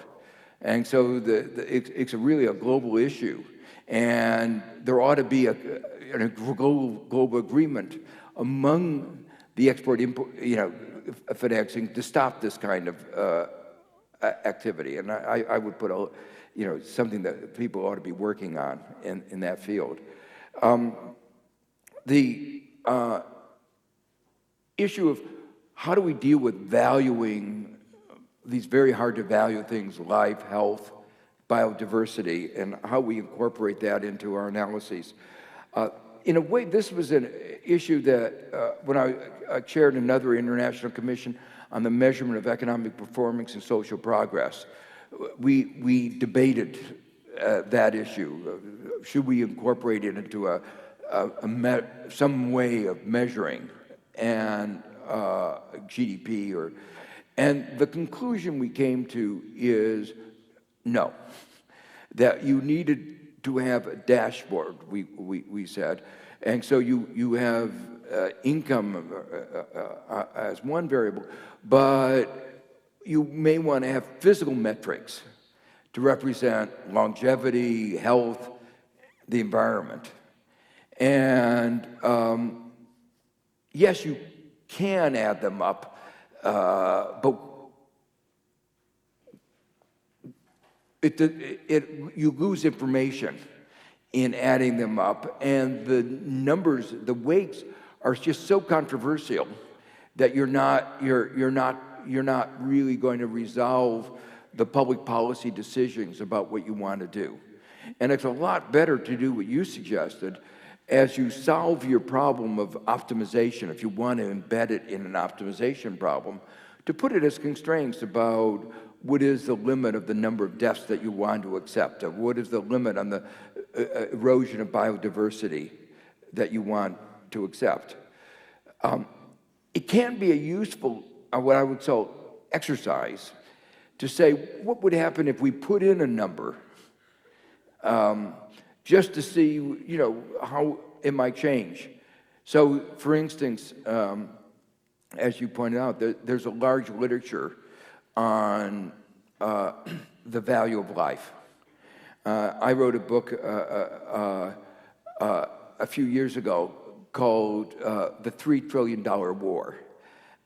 It was about the war in Iraq. And I used I called it a $3 trillion war because the real number was 5 trillion or 6 trillion, but I didn't want to scare people. I wanted them to sort of, think that I was reasonable. But the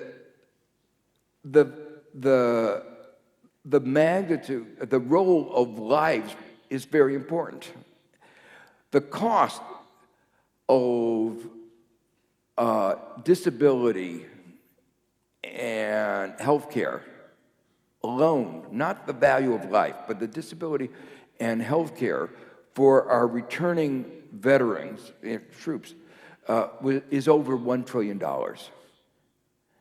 So if you add to that what this has done to the value of their to the lives killed and the value of the, if you lose, we have a way of valuing a hand and an arm and a leg and an arm and a leg.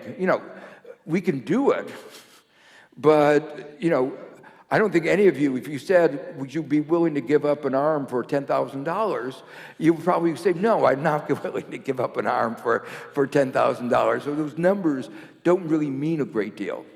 But they are a little bit useful by saying, when you add those on, the cost of climate change become an order of magnitude greater than what we've been estimating in the models like the Nordhaus model. So that's really the point of doing it, to give you a rough feeling of what would happen if we did it in a way like when we do in the United States, whenever we issue a regulation, we have to do a cost benefit. And as part of the cost benefit analysis, we do put a value of life in that cost benefit analysis. And there's standard numbers that the government uses for the valuation of life. So we do it as an operational thing, because ignoring it is just so wrong. I mean, pollution costs lives, and the cost of stopping the pollution is very small. You're absolutely right that I think one of the reasons that he got the Nobel Prize had to do with the fact that he was one of the early people doing the work. But even his early work was flawed in terms of the standards of the time. In other words, he didn't include intergenerational, what I said before, how you handle risk, how you handle intergenerational distribution issues, were not up to the standards that were already in the literature in the 1980s and 1970s. So some of my critique is not that he hasn't incorporated all the things that have happened since, but even at that time, there were big flaws that led to systematic biases in his judgments. And at that point, I mean, part of the claims of those models was, for the United States, we shouldn't be concerned because while Florida might be underwater, Maine, we would be able to swim. So Maine would become more touristic because it would be, the water is very cold off the shore of Maine. So it would become much more attractive. And Nova Scotia in Canada, Canada would be a big winner because it would become a much warmer place to live. There was a question on the green finance, and then also... What was the question on green finance? The growth, whether the growth of green finance is, what is... Marco Galbiati. The question on green... I'm trying to rephrase your question. The importance of the growth of green finance.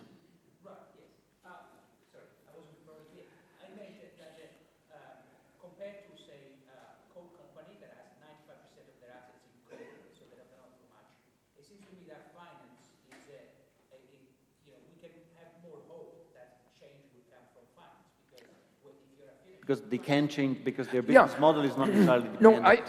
and I think the attention that the financial community is paying to green finance is playing a very positive role.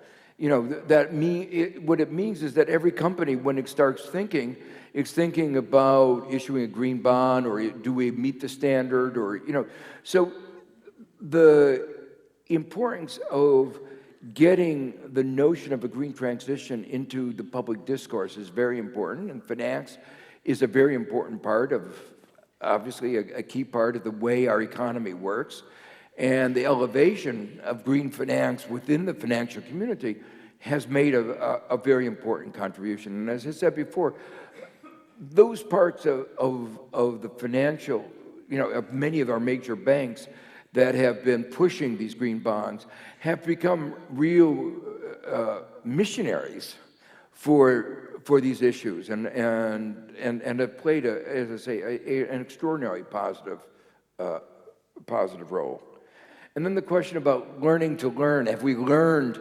I think you know, the learning process is always slow.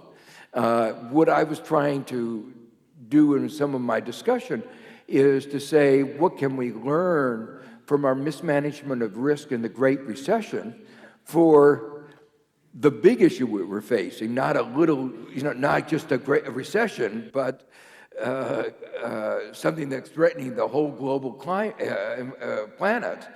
And I think there's a lot we can learn. I think we've been very slow to learn it, especially within the economics profession, which I know better, maybe within finance.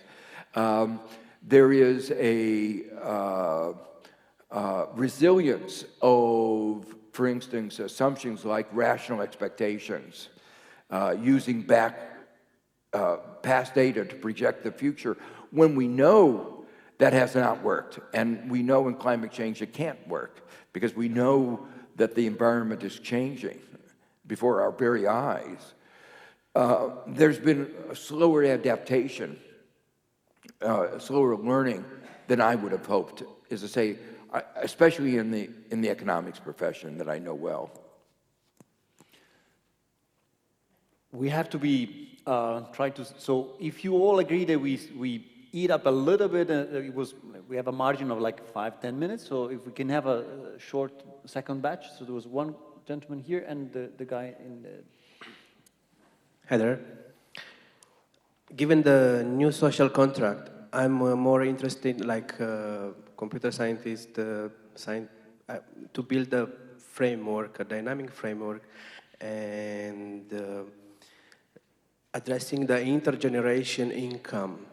I'm curious to know the ingredients for a new model about the intergenerational income. Gentleman in the center, yeah, behind, yeah. Professor Stiglitz, you touched on three. I want to move more to the policies, not the fact. And you touched on a regulation, you touched on investment, you talked on carbon pricing. I would like to introduce a fourth element and ask your opinion about it. That is also helping to reduce the negative distributive consequences, which is reducing value-added tax in France, or taxes, with increasing price with their revenues from carbon price increases. You were on that side? Yeah. I don't know who was first, but just to diversify with the... Hello. Hello. Thank you very much for a great presentation. You talked about the oil, the coal, and how to finance, but there is another sector, especially food production, that is also very has a big carbon footprint. And I was thinking, what's your intake on how to solve the problem of this pollution in food production? One last question, maybe over there.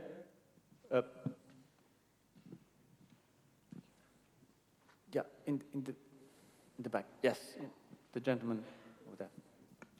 Hi, thanks very much for the talk. I'd love you to elaborate on why, what was your logic behind the price of carbon increasing over time? It strikes that the marginal cost of taking carbon out of the atmosphere is the most that it will ever be now, because technology will improve.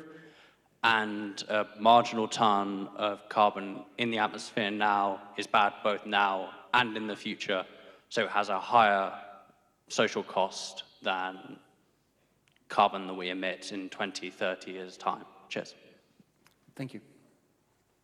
Joe, we Okay. don't have much time, so if you can try to Okay. make a little... Go through it. Okay. All the questions touched on really fundamental issues. Let me talk about the question first of terrestrial carbon.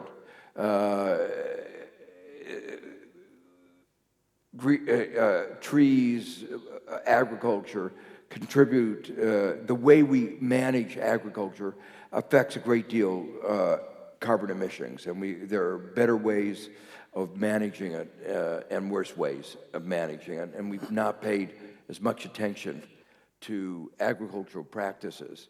But it's also clear that the food that we eat affects a lot carbon, and that's why there's a big movement away from meat and towards vegan and vegetarian. The difference in carbon footprint between, I think is a factor of 7 between the two. So it is a major moving more towards vegetarian and vegetable can have a very big effect on emissions. And it's an example where I think if we had a carbon price and the relative price of these different foods changed, people would change their diet gradually. And I notice it's already happening for concerns about climate among my students. We always have our students over for dinner once a semester, and we have smaller classes, I think.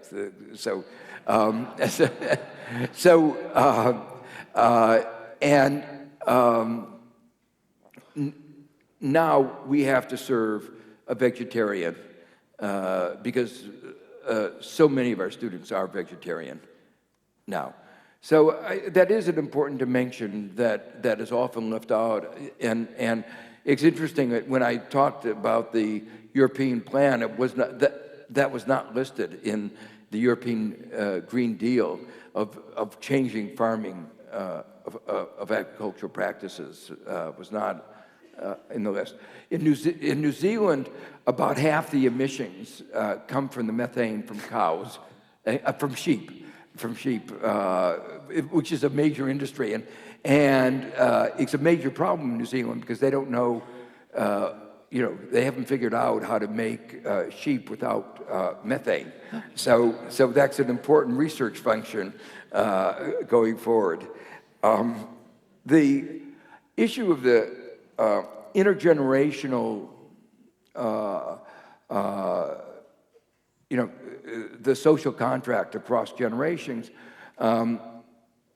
cross-generational issues are really much harder than within a generation because those 5 generations from now aren't alive to negotiate with us. Their voice is not being heard. I talked about the problem of those 21 young children. They're not heard because they don't get the right to vote in most states until they're 21. But those who are alive 5 generations from now have no say in the world that we're going to leave them. And that means that we really have to think about this from a philosophical point of view. We have to look into ourselves and say, what do we think is fair? What do we think is right? What is a good society? And those are difficult and deep discussions, which economists don't like to have, and I think finance is probably even worse. But they are actually essential as economists. What do we think about the world? The market doesn't answer that question at all. The market doesn't answer a question about what is a good distribution. It just does what it does. And the distribution we leave to society to sort out at the end. And it hasn't done a very good job recently. But the point I had to make is that's why it's our obligations as citizens to think through what we think of is a fair society, a good society, and what should we leave to 5 generations from now. And I think a lot of us think that what is going on is not ethically fair. And it's sort of, if you looked at it from the perspective like Rawls in the Just Society, of behind the veil of ignorance, what would I like? What would be fair? I think most of us would say, if I were going to be born in 5 generations from now, I would not want to be left with a world in which we've had 3 or 4 degrees increase in temperature and the consequences of that. And if you think of it that way, then you say, well, I'm being born now, not 5 generations from now, but putting myself in the place of somebody born, what we are doing now should be unacceptable. You know, I think it is important for us to think through things in that kind of philosophical way. The question about the VAT, I think what one really wants to put this within the broader perspective that as we address the problem of climate change, we have to recognize that there will be some losers, some people who are going to be worse off, that are going to be distributive consequences that I mentioned are already reflected in the politics of climate change. And some of the policies that we can think of that ameliorate, address those, are moves in the right direction, but they may not be enough. Let me give you one example. There is in the United States a very big move among even the conservatives for a carbon tax, the receipts of which would be redistributed as a uniform dividend to everybody. And almost all economists will say that's progressive because on average, higher income people consume more carbon, and so now you have a tax that is progressive, it goes up with income, and then you're giving it back uniformly. And that's viewed as, you would say it's redistributive. But there are 2 problems with it. First of all, it's not perceived as progressive because you're giving the very rich guy the same dividend that you're giving a poor guy. And so that package, in the way that's widely perceived, is not viewed as, people don't look at things in the way the economists do. And the second, perhaps more important one is that being fair on average doesn't address the large differences among people at the same level of income. So among the people with limited income are some people who have to drive a lot, and that uniform dividend is not going to be enough to compensate them. And so we have to be a little bit more sensitive to, can we construct, say, redistributions for those in rural areas that have to drive more? And the answer is yes, we can. They still will be imperfect. But giving a rebate based on lowering the VAT is, in effect, giving more money back to higher income people. And so it is less redistributive than a uniform dividend would be. And then the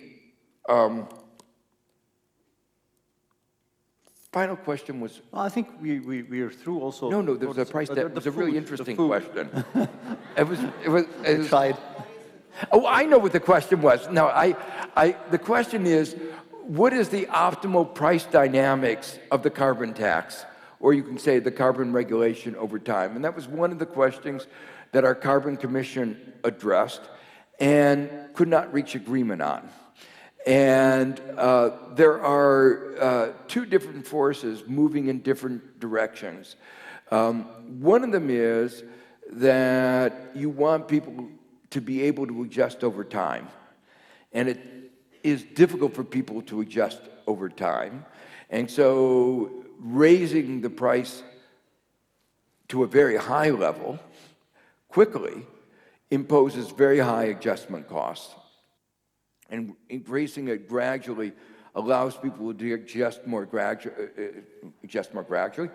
And there's a political economy because of that slow adjustment, it leads to less political opposition. But the other argument is that a high carbon tax in the short run is going to induce a lot more innovation. People are going to wake up. We really have to innovate. If you increase the price very gradually, people are not, just like consumers can absorb it better, businesses will ignore it more and will be less inclined to do innovation. So there are arguments that say that a high carbon price initially will incentivize more innovation, and innovation, particularly in reducing carbon, has double benefits. If early innovation means that we get the innovation over a longer period of time, and it's particularly important for us to reduce our emissions now when we're emitting so much. And so that having innovation in early stages while we're big emitters is really valuable. Once we get to carbon neutrality, reducing emissions is not so important. So the bottom line is, in our commission, we couldn't agree which was more important, these two forces. And in my paper in the European Economic Review, I try to argue, I think, suggest that I think that a price path with a high initial price is, from an economic point of view, better, but the politics of this are more uncertain. All right, so now I'm going to soon ask you for like a take-home message or wrapping up, but before I do so, because the time is almost through, and after this we are inviting you for a small apéro down in the Lichthof.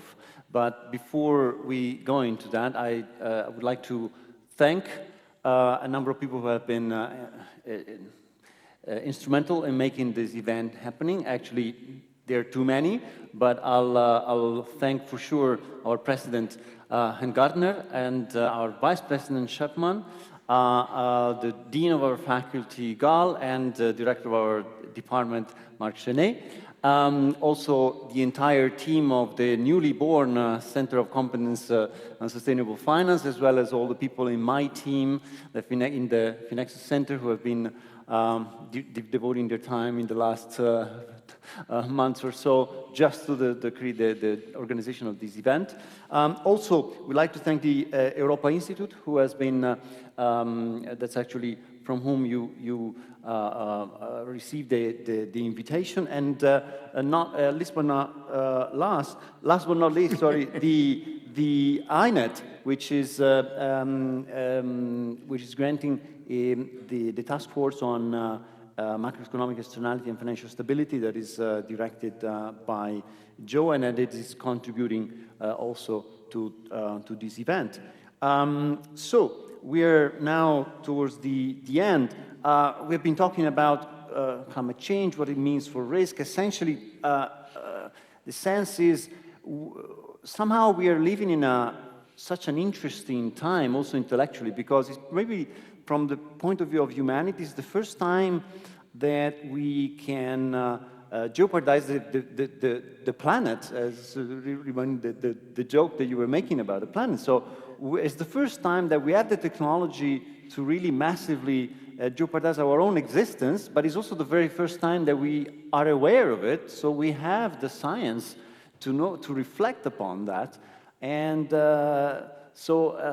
You know, it's time to gamble. What will happen next? And what is the message for society that you would like to give and to research? I don't know. It's up to you to choose. Well, I guess you know the two messages are you know, first it's obviously as you say we have over 250 years used fossil fuels to raise our standards of living enormously, you know, from what they were before the Industrial Revolution. As we did this, we didn't understand the limits, our planetary boundaries. We didn't understand what we were doing to the world. So we were raising ourselves above where we had been for, you know, hundreds and hundreds of years, but at the expense of our world. And it's sort of, you know, 250 years on into this industrial revolution of raising our living standards, we now realize what we have been doing. In a way, what led to this industrial revolution was science, was knowledge. And fossil fuels. What? And fossil fuels. And fossil fuels, but it was fossil fuels, but also research science. The reason why I mention that here is climate change, climate science is a real achievement of science that, you know, almost, probably more than 100 years ago, chemists and physicists began to realize that there could be greenhouse gases. They realized it theoretically before they could measure it. It's a real achievement of science that they predicted that this could happen before they could detect it. And then we improved our metrics, our instruments, and now as we have ways of detecting what is going on, and we see the damage that we've done over a period of 250 years. And we can, in real time, measure the damage that we're doing today. I mean, it really is amazing achievement of science. So science has enabled us to destroy the world, and science is now enables us to measure the pace at which we are destroying it. But advances in research and science and social sciences have also given us the instruments to stop us from doing that. So we are at this, you know, really critical juncture where we now have at our disposal mechanisms to prevent us and to reverse what we are doing. And so the real question is, will we be able to do it? Will we develop the science more that will enable us to reverse it? The social science that makes us more aware of the tools that instruments, the policies that we need to do. And so it's both the research on the one side and the actually doing it on the other that we're at this really critical juncture, which is a real moment of opportunity. As I say, I'm convinced that we can do it in ways that actually enhances our standard of living. So the pattern that began 250 years ago of raising our living standards doesn't have to be reversed. But if we don't move away from fossil fuels, it will be reversed. And what will be the role of society, civic society, or you know, you describe what is the role of research, but is there, because it seems to be that the blockage at the moment is the political economy. So yeah, it is a political. So I talked about this is an old debate in economics, the benefits of continuing the status quo. You know, I talked about the coal industry, the oil. Those are very concentrated, and so they exercise their political power very strongly.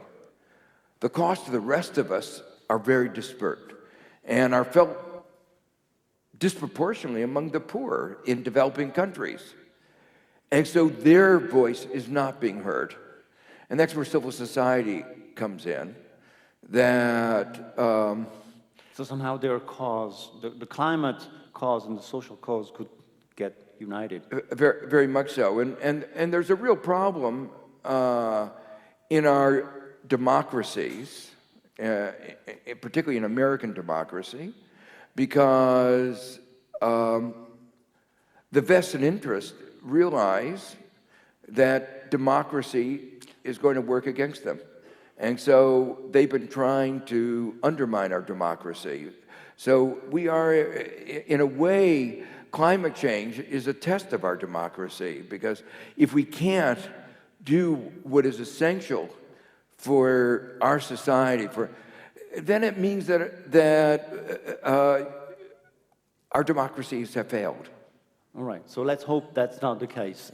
And there are two people that we're closing now, I promise. There are two people that I forgot to thank. One is you, all the people that came to in this room, and those who were not able to fit into the room, and those who were actually following us on the streaming in the internet and on Twitter, thanks to the social media who are sitting over there managing. And the other person is you, Joe. I mean, we are really so grateful. You came and share your insights, and so profound, and this is something that for us is enriching us really very much. So we have a very small symbolic present for you. And with this, I would like to invite you all to thank Joe. Thank you really very much, Joe. Thank you so much.